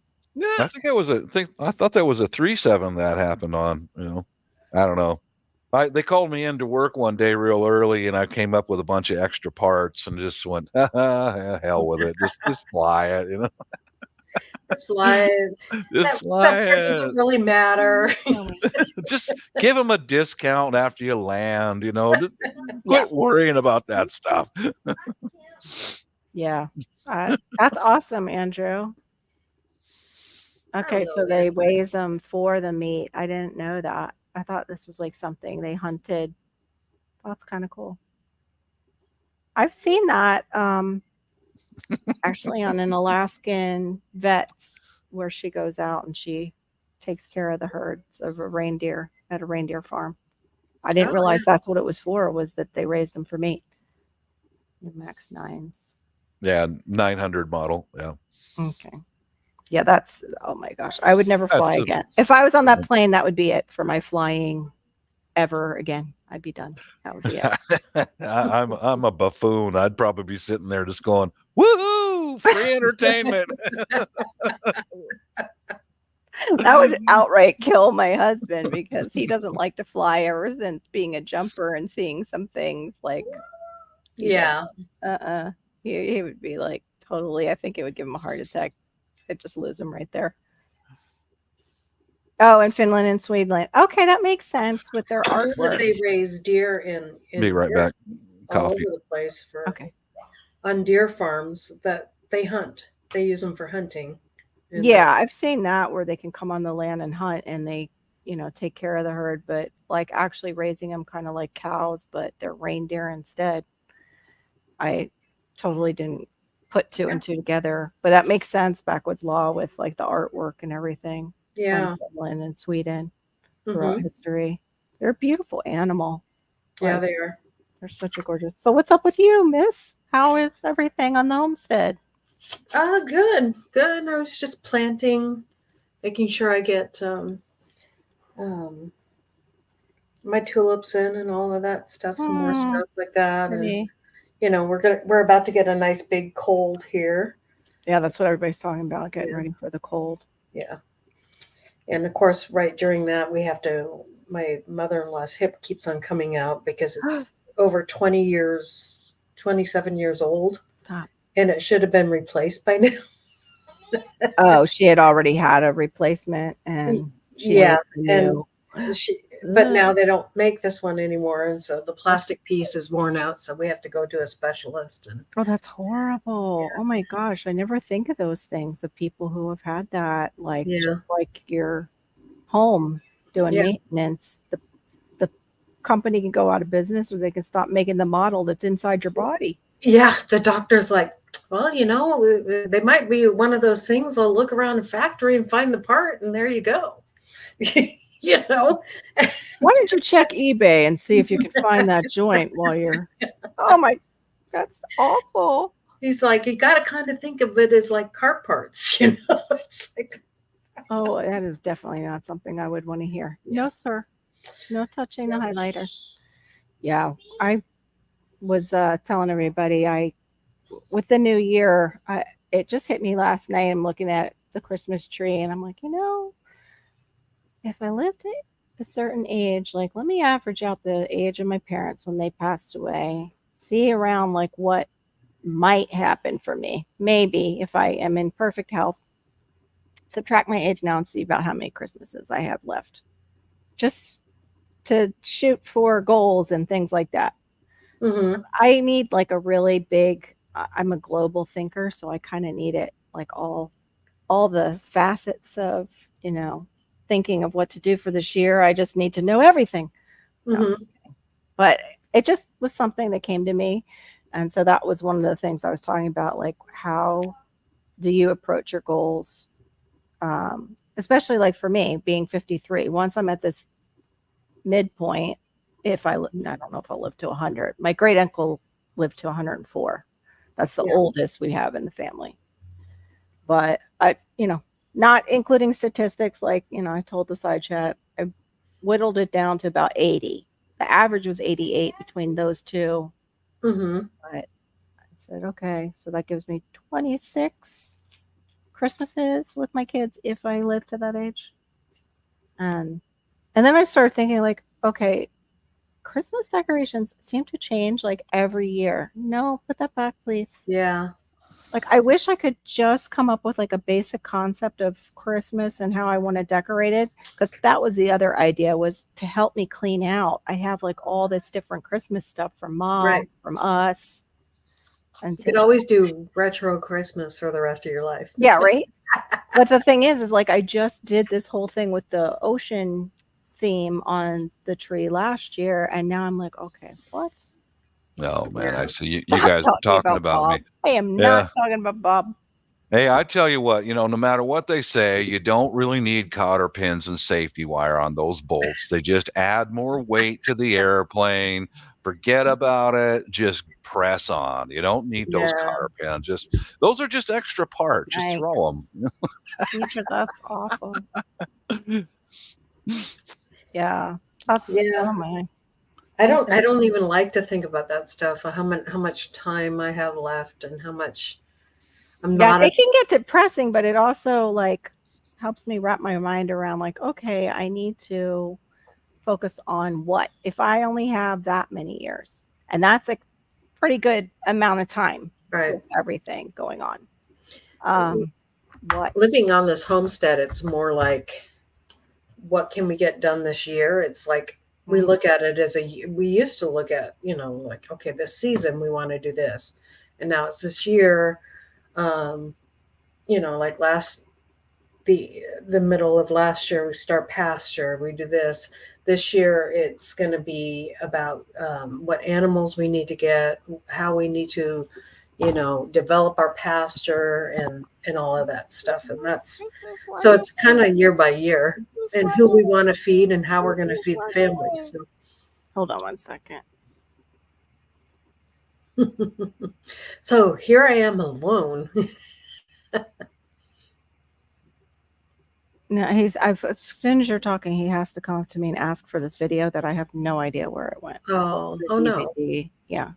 I don't know. You don't throw anything. I said I don't know where it is. I don't know where it is, honey. Yeah, I might have to go soon. Yeah, now that's what it is. It's anything he wants. He's had enough of me being on here, I think. Of course, as soon as you come up, Laura, and we're gonna have a good time. Stop. Stop. Sorry, he's pulling on my only heated blanket.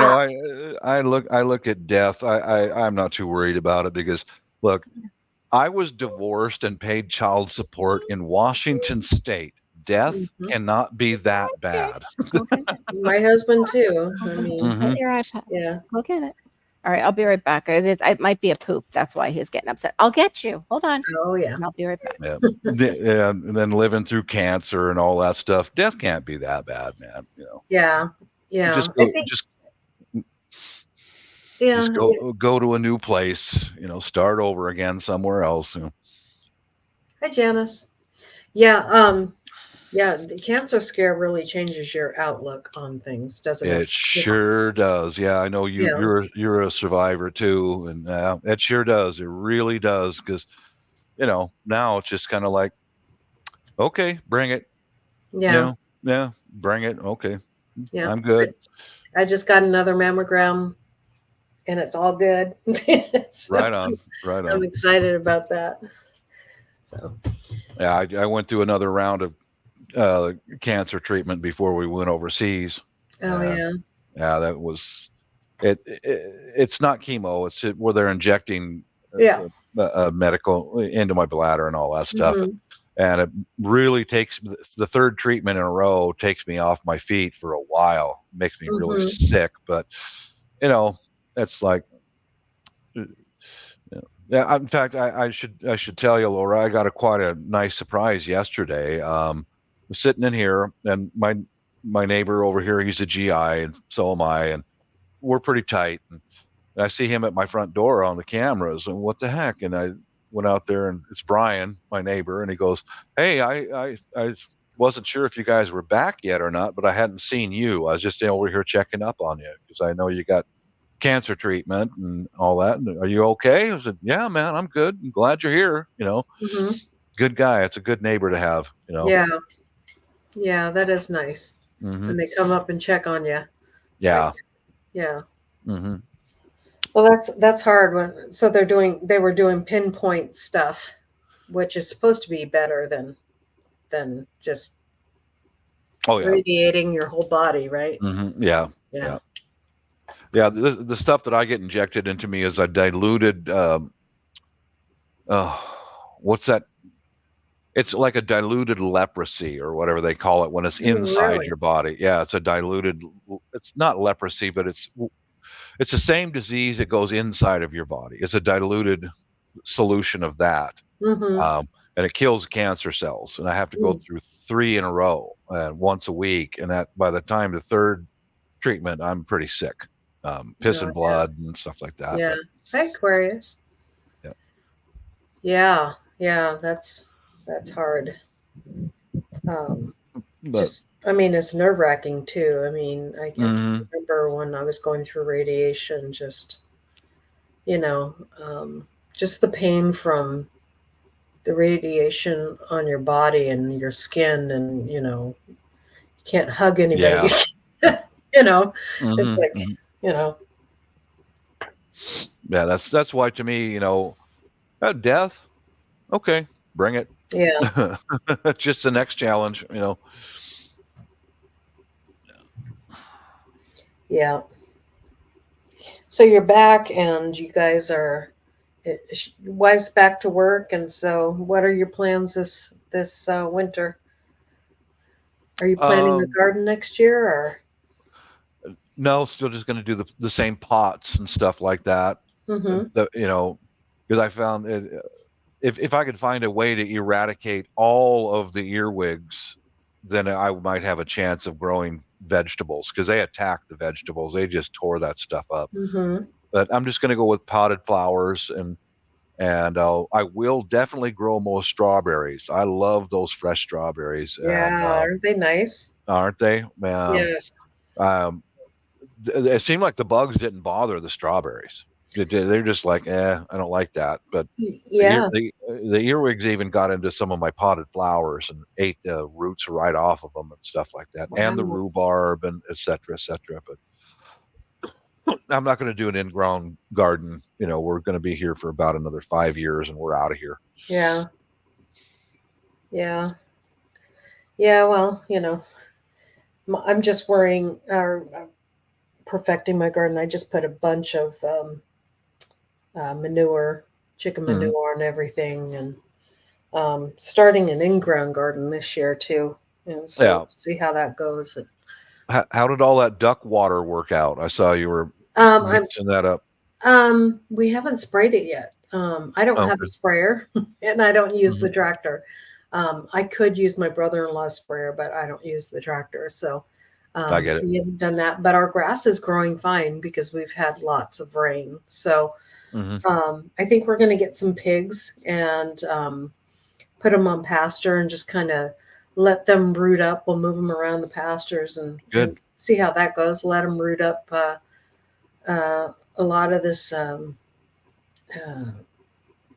weeds and stuff like that, and Sure. then just keep on planting. Hmm. Like so. But we do have grass coming up all over the pasture. It's been raining like crazy this last few weeks. We just had a huge storm go through, and it flooded a lot of areas in Tennessee, and kind of all over the East Coast here.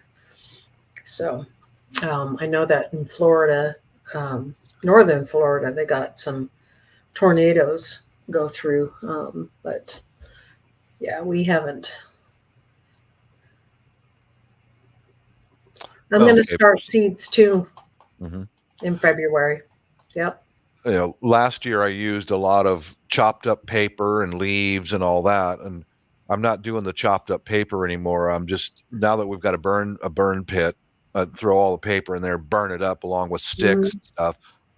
I've been digging that out of there, and I put the ashes and the charcoal in with that vibrating bowl with little tumblers to cut the Mm-hmm. stuff up, and then like right now I got a whole bunch of coffee grounds on a steel plate getting dried Mm-hmm. off, and I'll use that as a filler. But Mm-hmm. I do know that the mixture I had last year didn't last very long. The plants ate it up so fast. So Right. Yeah. we're gonna a little layer of soil, some of the ashes and coffee grounds, then some bone meal. I'm gonna put some soil on top of that and go with bone meal Mm-hmm. and fish fertilizer. That's what I'm gonna I stick would with. use bone meal, fish fertilizer, and I would maybe put some blood meal in there too. Okay. Get those greens going, and I mean, Janice was her advice is just bone meal and blood meal. Yeah, a lot of the It- older gardeners use both together all the time. The only Hmm. thing is the fish emulsion is nitrogen, so you Yeah, don't want to burn the mhm. plant either. Yeah. right. And the blood I, meal is like pure nitrogen. I've got my rain chains hanging off the gazebo, and they're dripping rainwater into the big 1 gallon can, and I'm gonna take my house plants out and mix up some of that fish emulsion and pour it on them because they did wonderful out on the summertime outside. And I Hmm. brought them in, and now they're just like, Ugh. They're Yeah, not dead, but they're close to it. I gave my little coleus a haircut the other day because it was trying to go to seed, and it was a beautiful, vibrant color outside, but in the house it's turning white because it's just not enough sun. Yeah. I'll probably make a video of that and just pour the fish emulsion on there to try to get these guys to come on, perk up, don't die, please don't die. Yeah. I'm going to repot some of my indoor plants. That's all I'm doing right now, Laura, is just the indoor ornamental plants and things like that. That's awesome, Barry. Yeah, Bruce, that's cool. Nursery's done up. Nice. Yeah, Chris is going to build me some shelves out in the shop, and because it's warmer, it's insulated. We'll put my heat lamps and my heat pads in there and get a lot. I'm going to start a lot of flowers too, and coleus and all kinds of good stuff. Right now I didn't know that I couldn't get any chamomile growing, and I didn't know that it needed to be stratified. So I have some chamomile in the freezer. What's stratified? What's that? Meaning it needs a cold spell. It needs like a period where it's in the freezing temperatures. Okay. So so I have that in the freezer, and getting that ready, and then I'm also gonna plant some more acorns and stuff like that. I just realized we have a walnut tree in the property. Oh, cool. The black walnut tree, and so I'm gonna collect some of those at the end of the season next year. Right on. A bunch of them, and see if I can get a lot more walnut trees out here. Nice. And, Nice. Yeah. I would like some black walnut.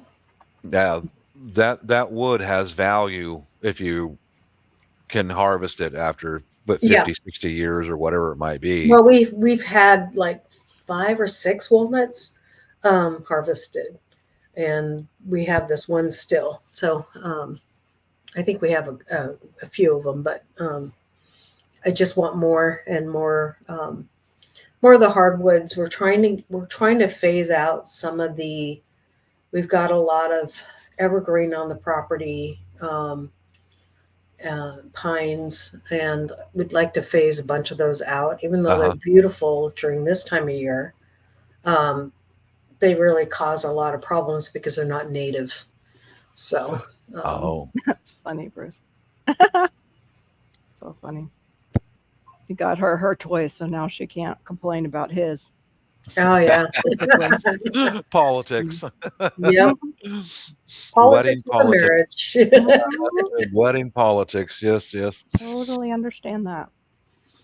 I want more strawberries because I believe I mentioned it before. It really warmed my heart when I get up in the morning. My wife's out there on the deck, and she got her coffee and bread and eating some fresh strawberries, and it just really made me feel wonderful because she's just enjoying the sweet berries. That made me feel good, It does, right? Strawberries do really well here, so I want to get a bunch of strawberries and blueberries going right on this year too. So I planted a couple of blueberry bushes, but they're pretty slow growing. They're still only about this big, but it's worth a try. Yeah. That's definitely something I saying you don't want hanging in the bedroom, though. Backwoods law. What's that? A man might take offense to that. But it's a good saying for sure. And also, the only thing constant is change. For people in my family that don't like change, I'm okay with it. But I get it because we're just complete opposites in that respect. He thinks I have all the toys, and granted I do, but the ones in the garage are his too, like all the tools and stuff.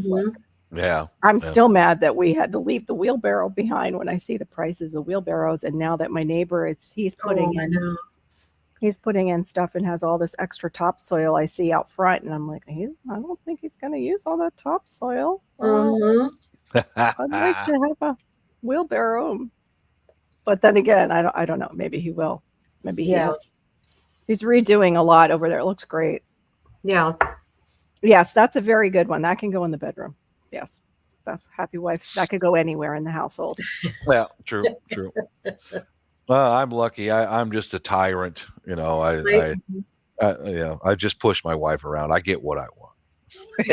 My husband hates that saying because he believes he's got to be happy too to really make the marriage work. Yeah. It's, what is it? Happy spouse, happy house or something. Yeah. Like that. Both. Yeah, I agree. Yeah. You can't have just one really happy because the other one could be miserable. No, because if it's happy wife, happy life, that's a man being subservient. Yeah, subservient to a woman. Yeah, they don't usually go for that. Most men. No. Unless they are a beta male. And I said that Not me. to my daughter and she went, Mom, don't use that. So I'm like, because they exist. They do. Yeah, they do. I'm not one of them. I'm not in there. No. Yeah. Yeah, happy spouse. We have to go by that here. Where to begin? Yeah. It's not the other way. Us too. Yeah. I think it's just happens to be anybody like who has a husband that's served.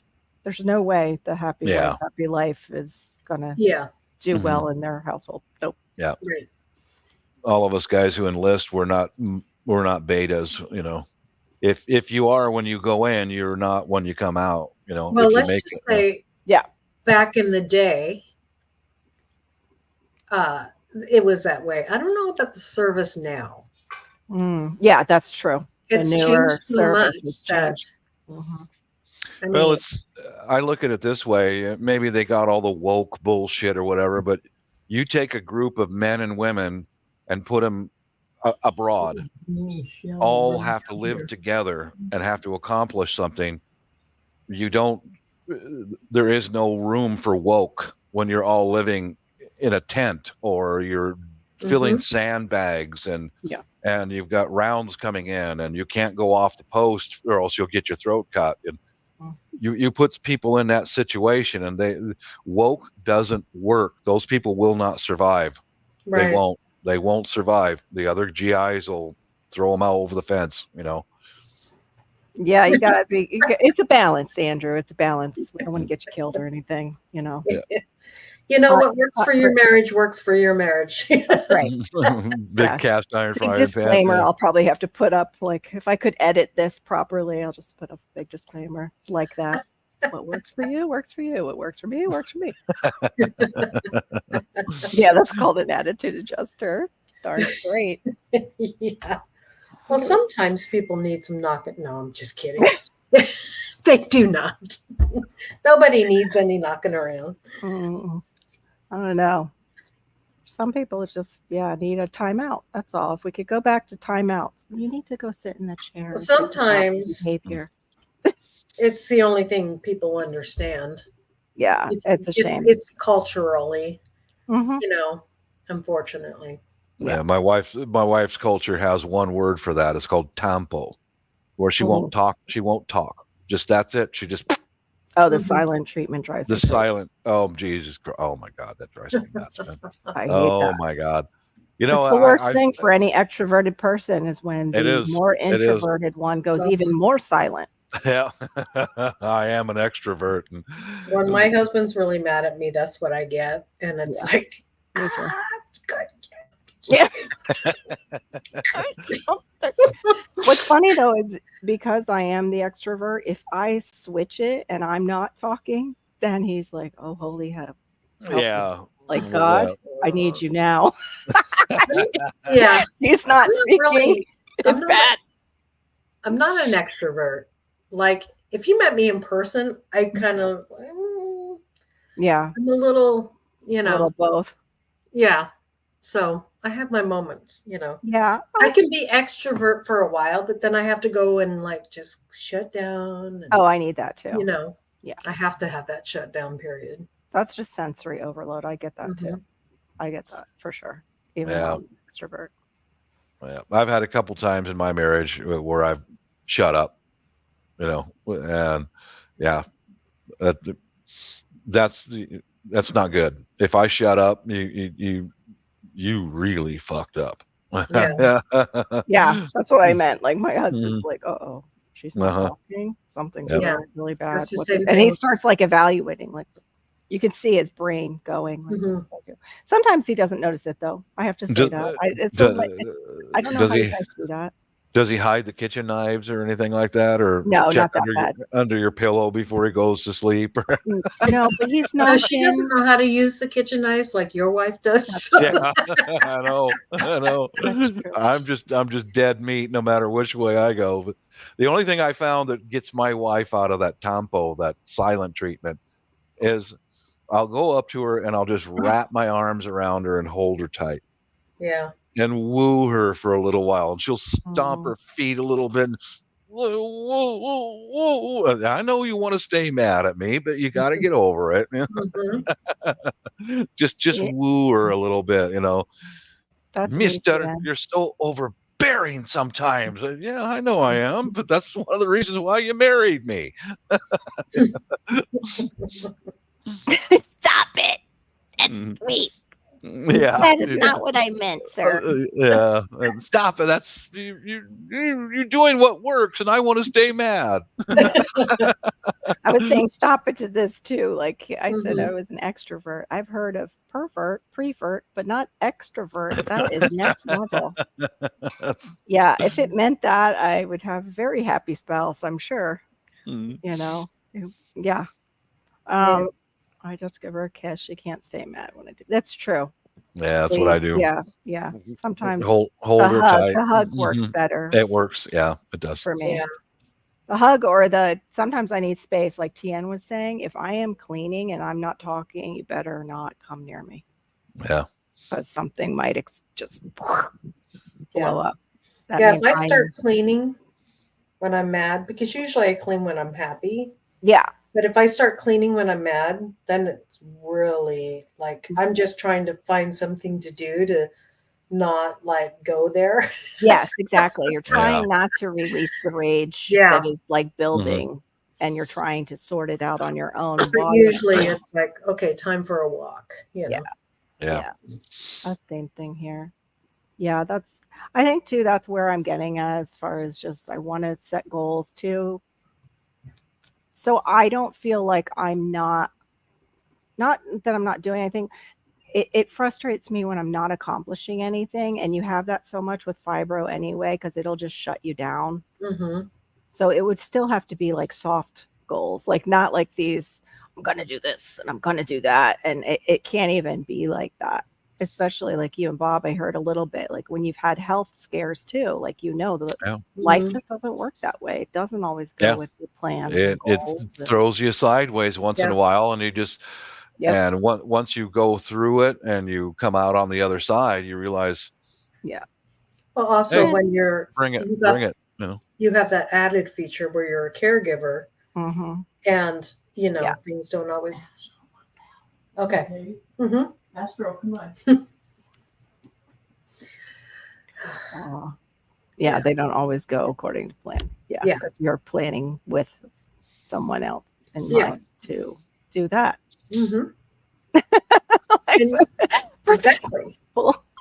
Yep. And you can make all the plans you want to, but if your spouse isn't on board, That too. that makes it hard. Yeah. yeah. Well, for me in my home, I'm into preparedness. Oh, bye, and Backwoods. Thanks for coming in. We've got food, we've got water. I've got everyone trained up on how to protect themselves. Hey, Radio Man. I've got additional security stuff around the house, and life's pretty good because Mhm. I don't feel in a rush or in a hurry to get that stuff done. It's Right. done. We're solid. Okay, we can just step back a little bit and relax on that stuff. So Mhm. I am getting a few things ready for next election. Stuff does go sideways around election time. know you would. Yeah. So, that's Batten what I'm down working the on now. hatches a little. Yeah, I'm making more additional stuff so that we can actually hide. We can Right. physically get out of sight. That's what I'm Good. working on. Some more stuff. My only worry right now, I guess I haven't worried too much about the election, but I'm hearing all these rumors about the new taxes are what they want to do for carbon credits. for people that own property. Uh-oh. And, you know, making it like a business thing. And basically they're trying to take people's. Oh, yeah, because you'll own nothing and be happy. They'll Of be course. happy because they're Mhm. going to give you drugs. They basically said that with Yeah. people that become useless in the future because AI I takes think over their they've already jobs. done that Oh, yeah. during the last couple of years. Mhm. Is that we put people in front of screens Yeah. and we fed them drugs. Yeah, I know. Especially my daughter's generation, they normalized it to the point. Yeah, exactly. Where everybody is pretty much in her generation taking something. Yeah. Yeah. It's so sad. Yep. And then too, they make these things so addictive, like Be right back. I gotta take okay, this like back. the clock app. I won't say the name of it. Mm-hmm. Yeah.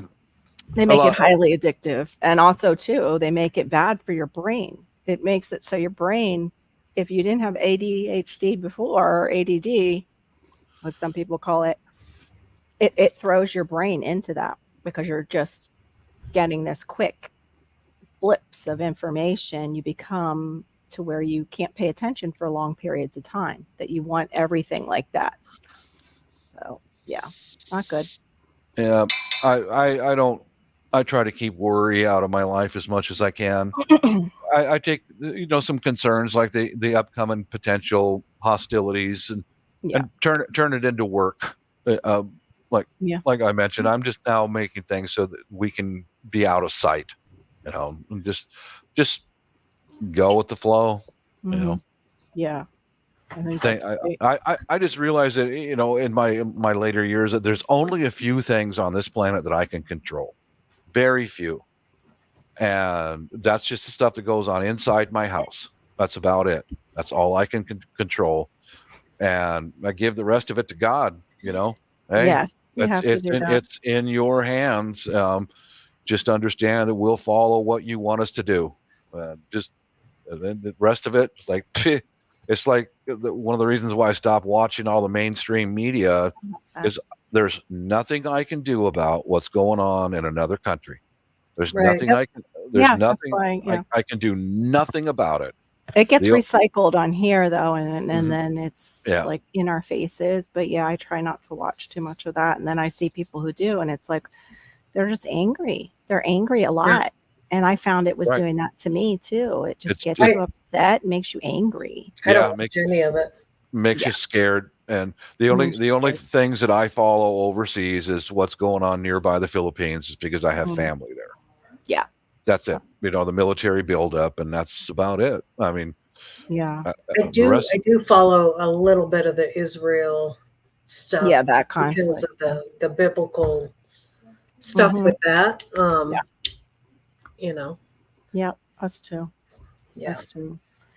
Yeah, Andrew, I like that. Our societies need to kind of go back to that, but instead it's become so much about take with a lot of Mhm. people. It was really sad. I was watching this channel and I think it looked like they were out in California or maybe even Nevada, like Vegas.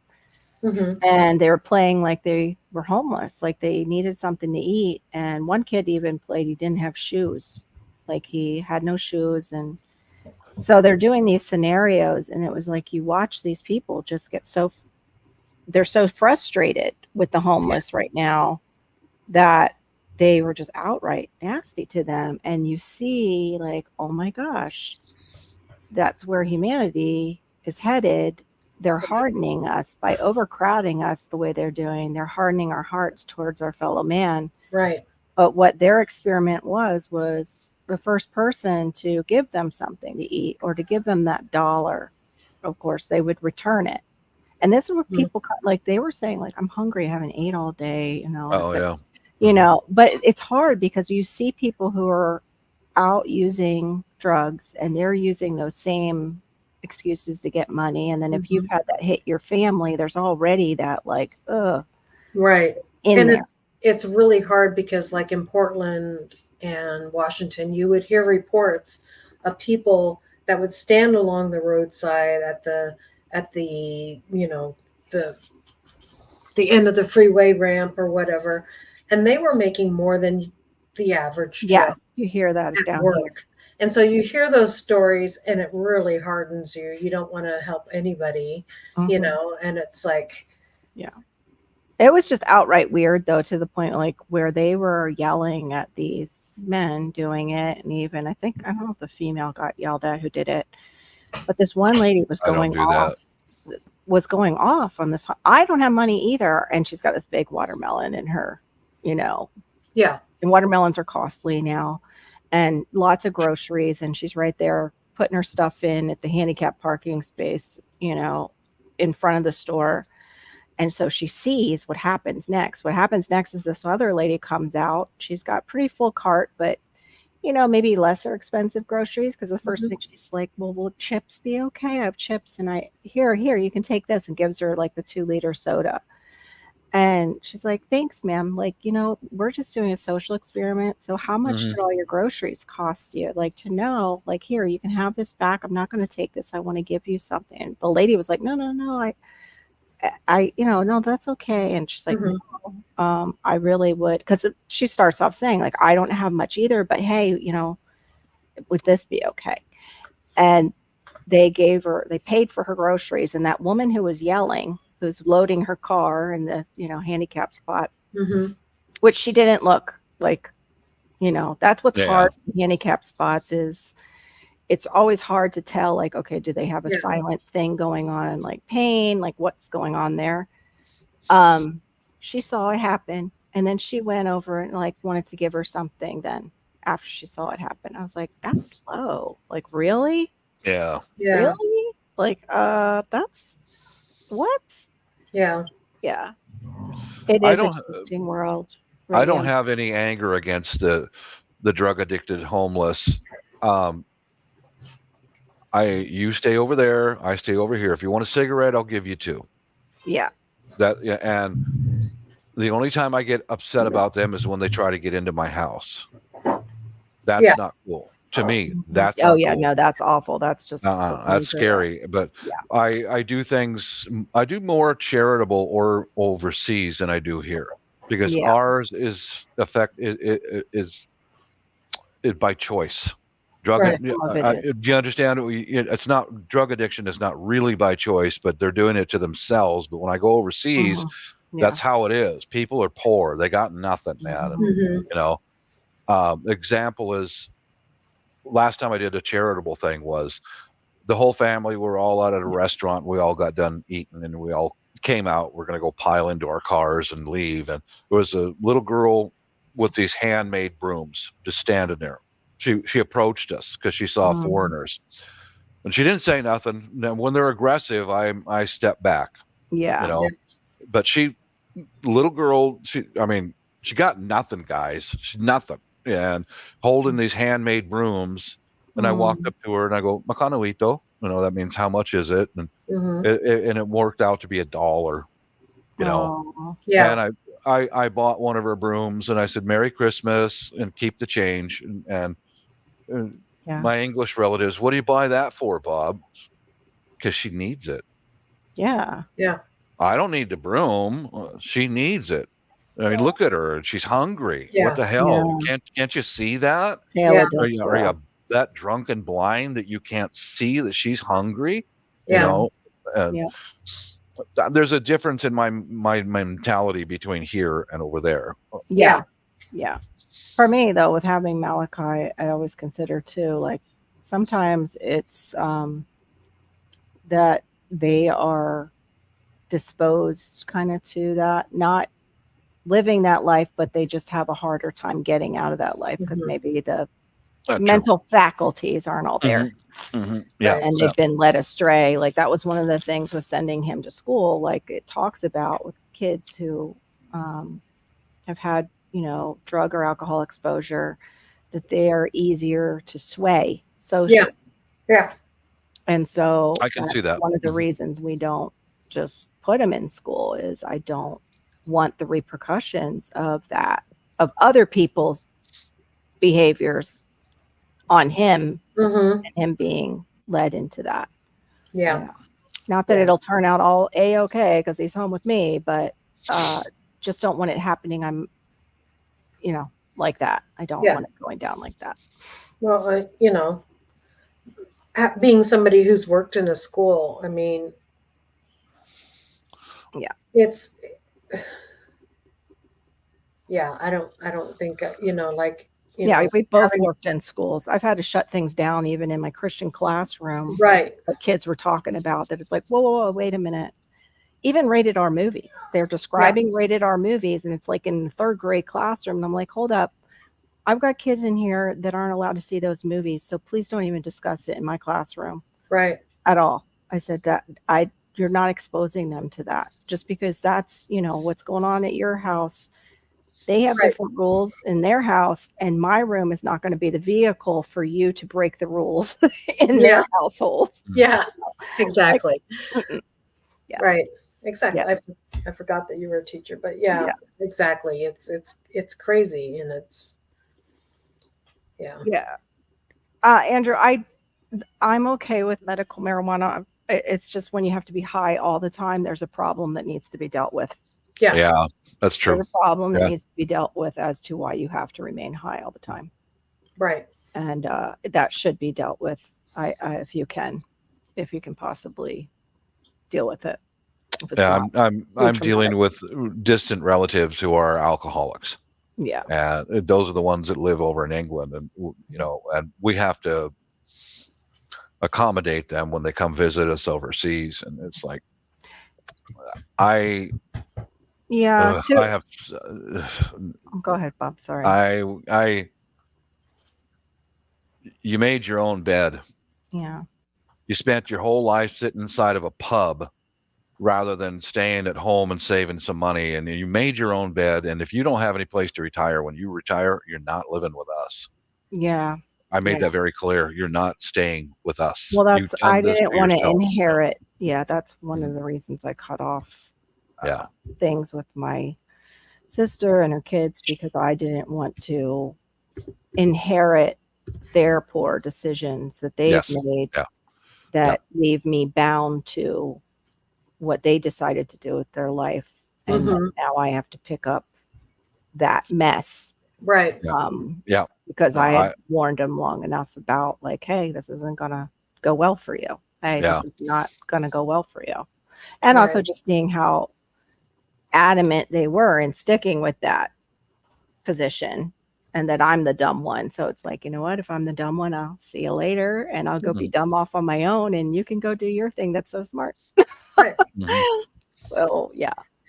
Yeah. The pain is why I use it, Andrew. Only occasionally, though, because it just makes me tired. And here you have to have a card. They might be changing it, which is concerning because people, you can already just the card. Yeah. You smell it more now and what scares me, you smell it on the roads. Yes. Like really bad. They're hot boxing in Oregon and Washington, where everywhere. In California, where it was still only card when my daughter went down there to school. I mean, you would go and they would hotbox the hallways of the college dorms. Yeah. And you're like, okay, this is where my daughter's going to school. I know. That's so hard. I know. That's really hard. You know what pisses me off about, I know some of my neighbors smoke weed. I can smell it. Oh, yeah. You know what? That's what's so funny. Off. Like they think like they get used to the smell and they don't realize, hey, we still smell that skunky stuff on you, and we can smell it all the way back in the back of Publix. Mm-hmm. Yeah, we can smell you all the way back there.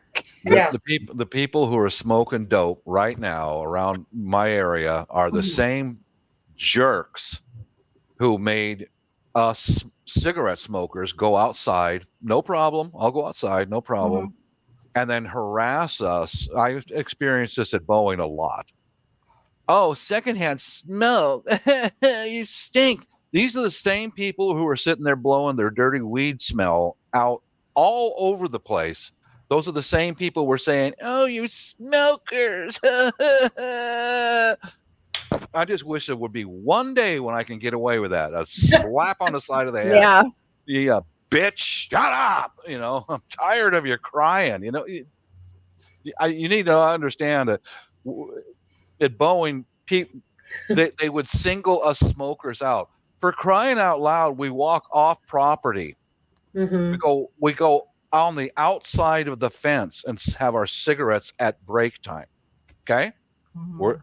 and these are the same people who are smoking dope every day at home and Mhm. blowing it. I mean, if you're smoking it inside your house and I can still smell it outside, what are your kids running through inside your house? Exactly. They're running through weed smoke, you know. Yeah. So Oh, yeah, yeah. That just, was it's like when my dad was alive, Bob. Now that you say that about in the house, when my dad was alive, I saw this leather recliner for a really great price, and it was like, okay, we just have to go here and pick it up. And my dad came with me to help me out.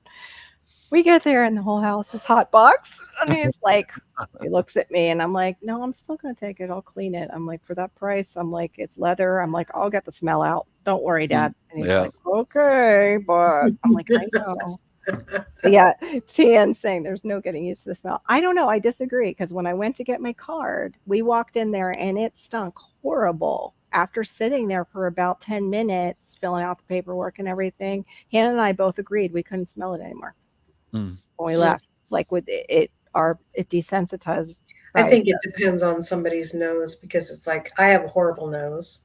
Yeah, I have a great nose. I'm super sensitive to smell. My mother-in-law can smell everything, you know. Yeah. I'm super sensitive, but just by being in there with it for a little while, it like kind of like with perfumes. How if you'll smell a perfume, and then you'll smell another one, you're not going to smell. Or if you have dogs or cats or whatever. Yeah. You know, we have 4 dogs. I'm sure my house stinks like dog. Yeah, you get used to your own house smell. Right. Yeah. Got hyper focusing.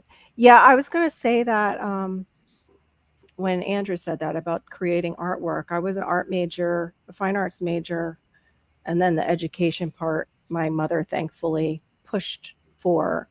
But also I had undiagnosed ADHD, and I know my nephew who had diagnosed ADHD, he said that was one of the reasons he smoked was because it was instead of taking an ADHD medication, it helped him focus. Like he started getting better grades when he actually was using, which is sad. Like that we can't find something maybe based off of that for the kids rather than these amphetamines that are really rough. Am I shopping? Yeah, I don't do anything though with my lungs. I don't mess with my lungs. It's mostly I would do edibles or they're drops, and even the drops are too strong for me. Do secondhand furniture whatsoever. Yeah, the bed bug epidemic years ago. Yep. No, this was before that. That was before all that stuff with, you know, having to put your what do you call it when you're traveling, having to put your stuff up off the floor and all that, and having to check the beds. It was before that. Well, I've never had bed bugs, but I heard it's horrible. Yeah, right. Me too. Well, we didn't really have it in the Northwest. I mean, it wasn't really an issue there at all. No, because a lot of it was coming from New York City. Mm-hmm. That's where they were saying the epidemic really pretty much took off, was in New York City here. Well, New York City has a lot of problems like that. Too many people. There's too many people. Yeah, all packed into that area. Yeah. Yeah. It's funny though to see Japan, like Tokyo, that city is like that too, where they're all packed in. They were saying they have the apartment actually didn't look as small as a New York apartment, but it still was pretty small. And it was a luxury place. And they had like a 2-bedroom, 1 bath. And they were saying how expensive it was. I think it was it $2,800? But I'm like, yeah, that's kind of Florida expensive if you go luxury and you get a 2-bedroom. That's like certain areas in Florida. Don't in Japan. I know in some places out there that they have to actually buy their homes, even if it's an apartment. They said, no, this place rents, but if you want a pet, you must buy it. And to buy what they had, it was like $600,000, $700,000, and it was such a small place. Yeah, and usually when you buy a place out there, it comes naked. Like you have to. Oh, I'm sure. You know. Yeah, they had. I didn't see it prior to them getting into it because she was fixing it up. I'll have to look and see if she has that video of like it empty, but the kitchen seemed pretty much like a nice European kitchen, like, small, but everything was there. They Mhm. even had that dishwasher drawer, which is kind of so cool. Yeah, I would love my dishwasher up higher and Me be too. a drawer. Maybe just 2 drawers on each side rather than this whole bend down squat in Yeah. there.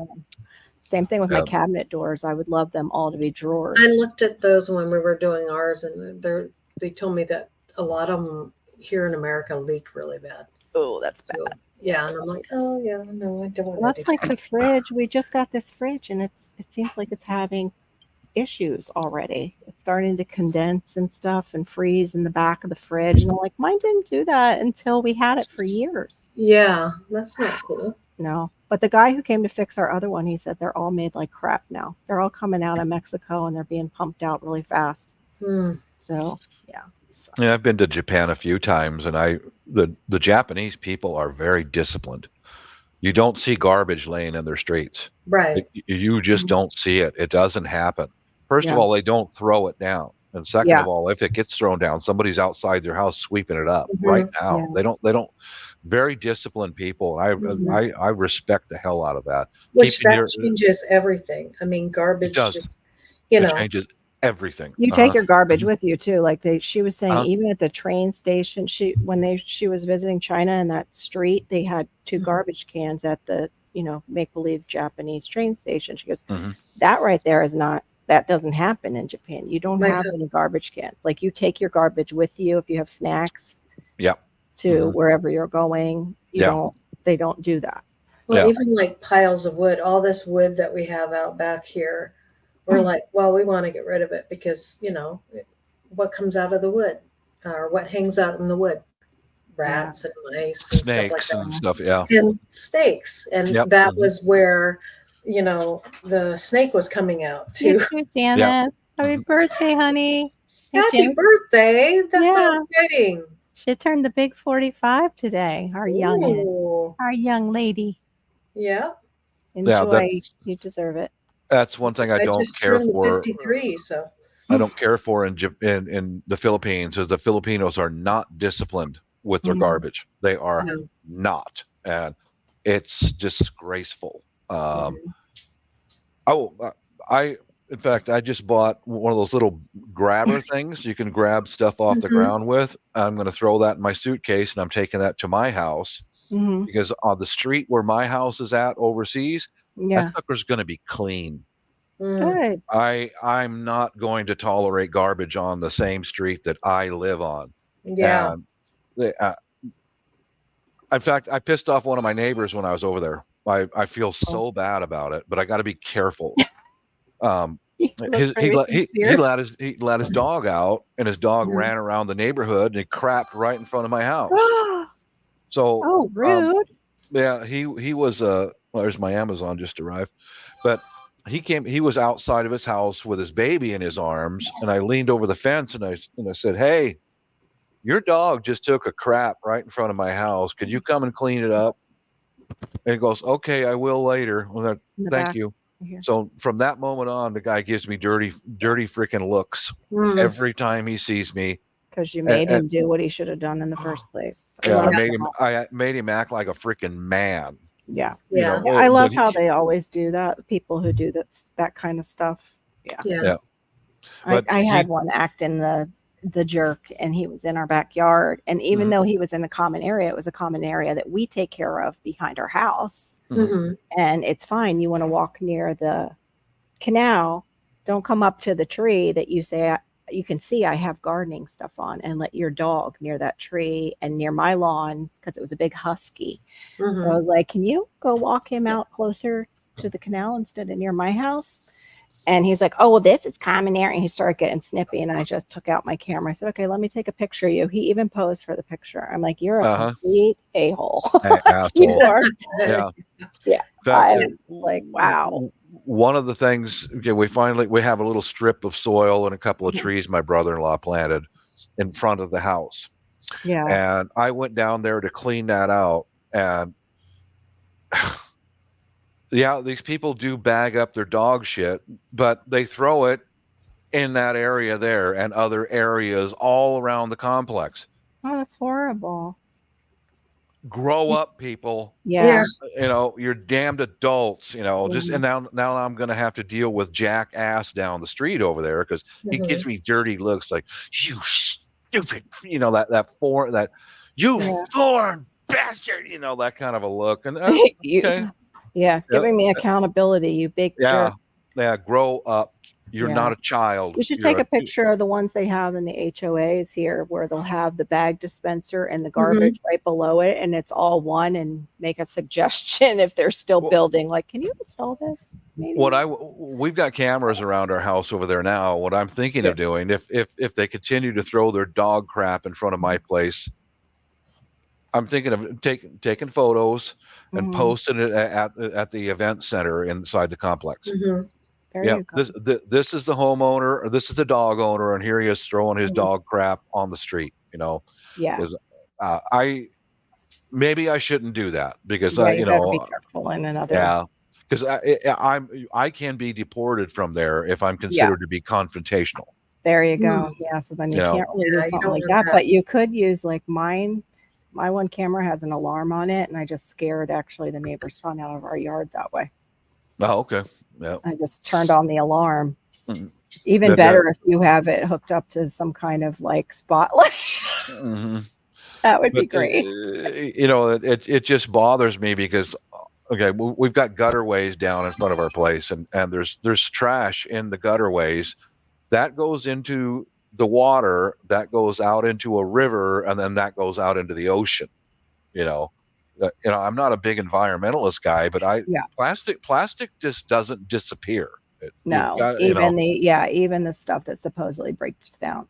No, we have people that do pick up their stuff, TN, in the South because of our beaches and because of our aquifer right below. But it's actually from the cities is some of those people too. Once they get to new areas, they think they can just behave however they want. But no, it was this guy was a kid. He was a smart aleck, 20-something, thinking he could just do what he pleased because it was common area. That's the other thing I hate about like living in an HOA. If it's a common area, they think they can do whatever they want. Yeah, some parts are like left.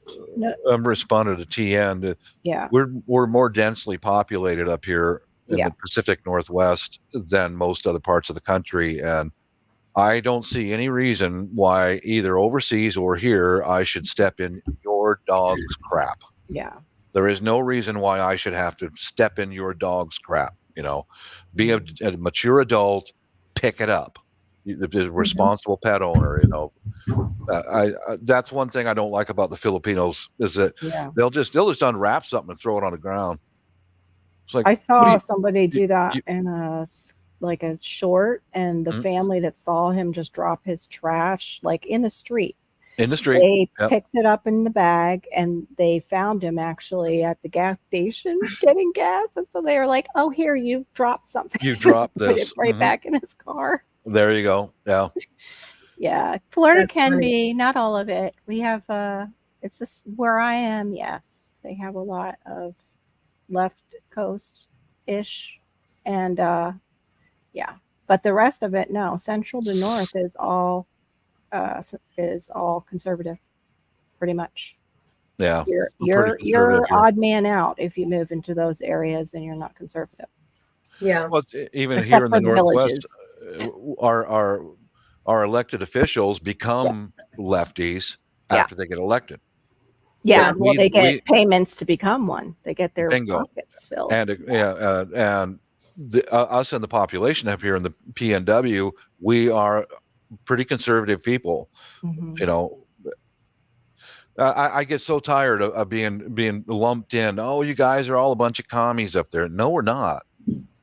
We're not. Yeah. We are not commies in the Pacific Northwest. It's just that Seattle area. Yeah, the city. Yeah. And then the Portland area. But everything outside that is not at all. No, not. Yeah. Yeah. It's the city here too. The cities are kind of like that. But what's funny is I don't know, other than it must have been the idea to use Miami for the entertainment industry. Miami with the Cuban population would have been mostly Republican. They, after the whole Cuban Missile Crisis, left the whole Democratic Party behind, and they taught their children not to vote that way either, many of them. But yeah, it would have been if it wasn't for the entertainment industry that moved in there. Yeah. You're too visit here too. Funny. Yeah, step away from Russia. So it'd be nice. You send people over there? Do you just Ship them off? Yeah, ship them off. Yeah. Put them on a float with a get them set off. I'll go back to the Filipinos. It's like, I know you guys get tired of hearing about the Philippines, but example is go to my brother-in-law's house. He lives right smack in a real heavily densely populated barangay.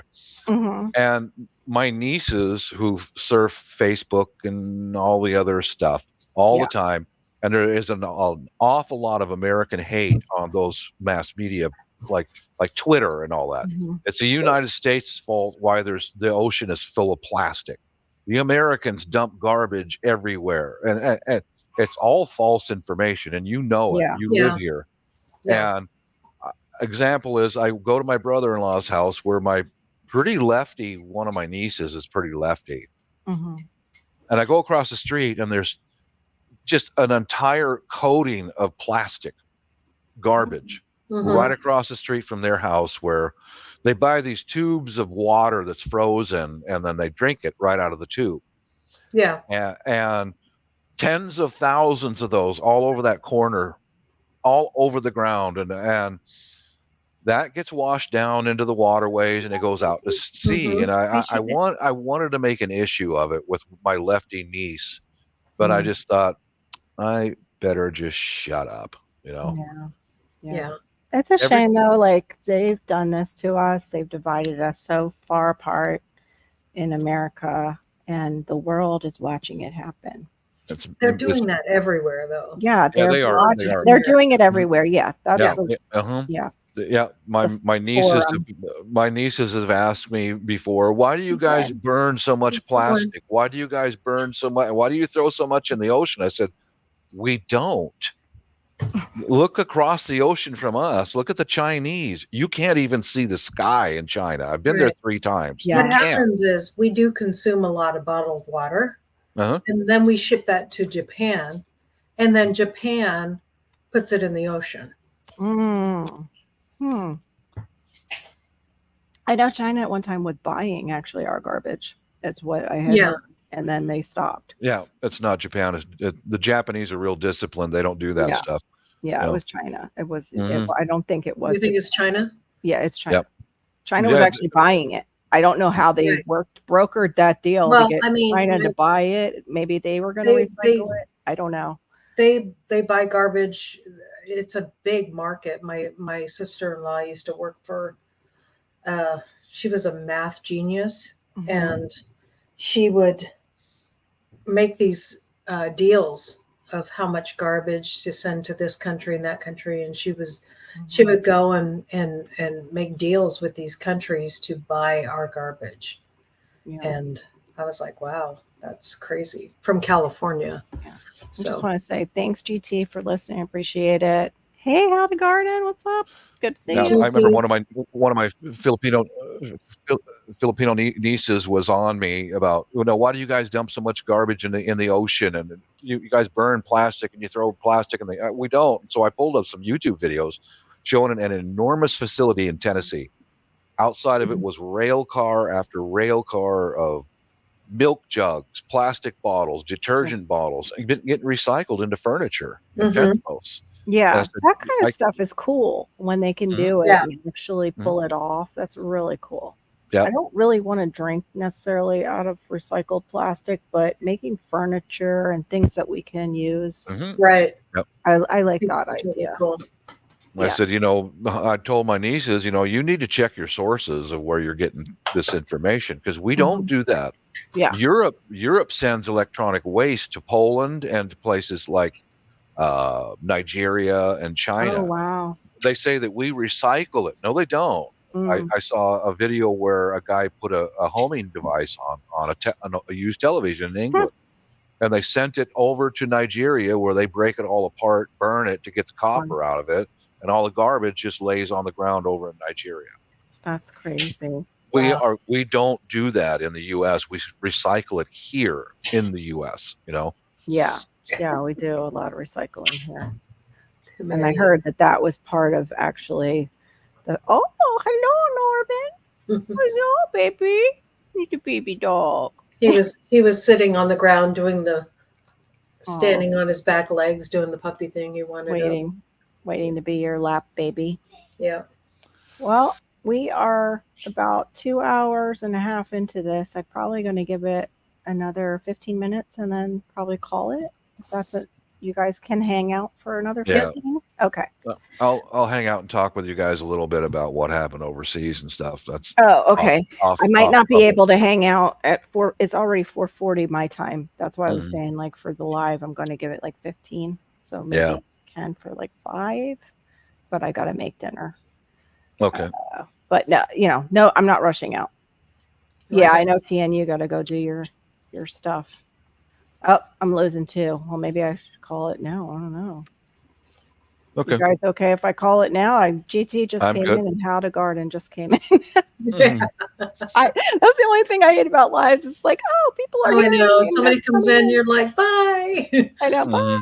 That was like last Fri-Yay. Vidra came in. Yeah. I have steak, so I'm gonna leftover steak GT. So I'm not really quite sure how I'm throwing it together. If I'm gonna make it with like rice or I'm not sure. Yeah, I don't. I want to stretch it, GT. Give me some ideas. Throw some ideas my way because GT cooks like a lot. I want to learn how to make those the cabbage steaks that you made. Those look good. Of course, my husband won't touch them, so that would be just a one-person me meal.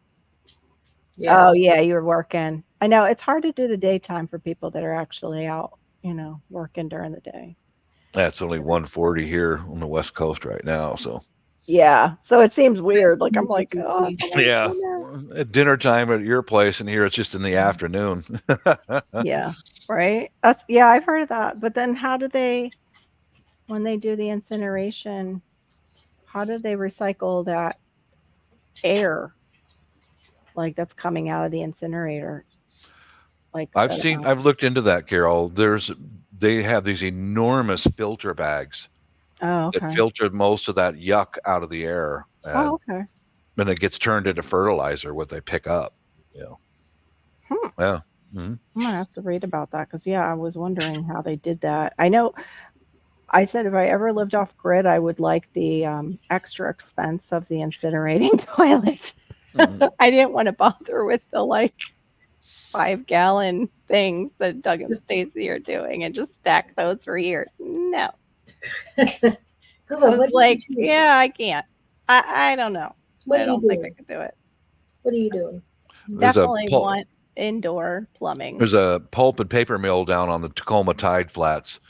They take the bark and all the stuff that they can't use for paper, and it gets separate from the wood that can be used, and all that mush that's left over gets thrown into an incinerator that generates power to power the pulp and paper plant. And I saw inside there these enormous bags that catch all that ash, and then they take that out and they sell it to fertilizer companies. There's a facility out on the peninsula that mixes all that with the yard waste bins that you throw stuff in, and it gets all mixed into fertilizer. Pretty efficient, really. Yeah, that's interesting. Just wondering what kind of fertilizer. I know, exactly. Well, if it's just paper ash, it's basically tree ash. It's tree ash. Binds it. The only thing is what binders they're using, but it probably burns off, I would imagine. Like that's one thing we were talking, and GT was there too when I was over at Broke Farmers, and they were just talking about what really is organic farming or organic growing for us at home and all the different things that screw it up, like as far as plastics exposure and things like that. Was that 5-gallon? I think you do the best you can. That's all. Yeah. Right. Because I'm taking tree branches from my yard and junk mail and paper and throwing it and burning it up. And I dig the ashes out and I'm mixing that with some coffee grounds and different things and just do the best I can. Yeah, definitely. I can't even really burn things here because of a little person who might not understand. Yeah. I get that. I get that. Yeah. Even I thought like, well, maybe I could get like those big old, the barrels, but then he would probably go and just lands right on it. So yeah, I can't. Only thing I can think of is to dig the cone shaped hole and not have him anywhere near it, and do it like that. But it's just not. It's just too risky. Just throw it in the recycle bin, then. Yeah, it's just too risky for me. But the 5-gallon honey bucket, that's what you guys call it. You don't want to mistake the honey bucket for the actual honey bucket, though. Like if you harvest. Well, that's what they call them a lot, honey buckets. Or out here on the West Coast, that's what they call them, a honey bucket. Yeah, that's funny. I've never heard that term. No, we had to do that, and it wasn't very comfortable when we were staying some time in the tiny house that we have on the property, and working on this property to get it going for building a house. You set up something like that for you guys. We had a honey bucket. Yeah, raunchy.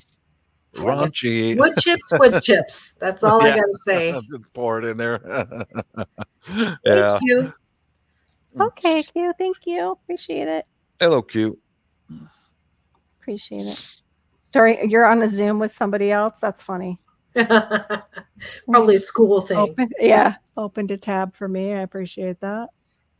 Yeah, I need to get started on everything that I am going to plant. That was the idea too, of looking at my goals, like what I really want to get out there. I do want to get some peas before it's too late, like in the ground. And time just marches by so fast. So I've got to get out my list of that I'm going to plant and then just pull the seeds to go with it. I'm just so overwhelmed, like just looking at my house daily, like, okay, where to start? I start and then it's like corner by corner. Yeah, but it's like as soon as that corner gets cleaned up, it seems like the stuff from this corner over here moves into that corner, so it looks like I've done nothing. Well, then you just keep on attacking the same corner. Pretty much. Pretty much.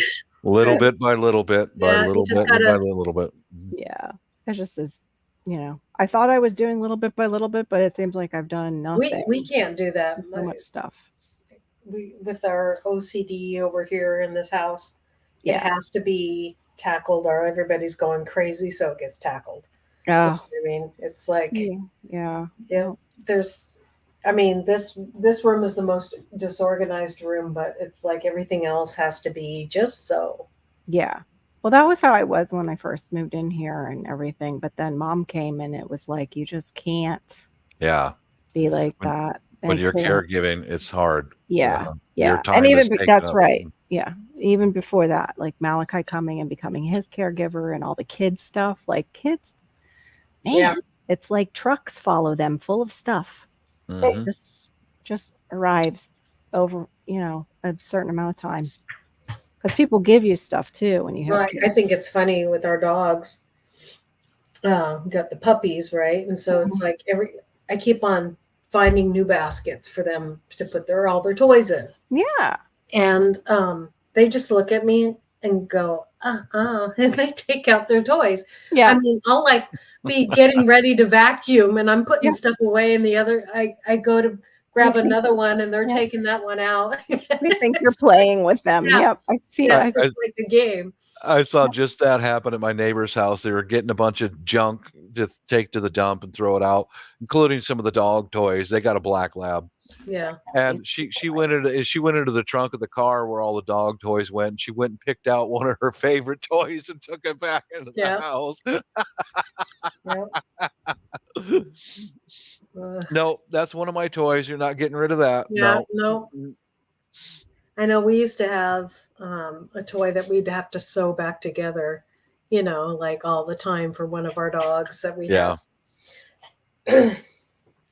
Yeah. For this one.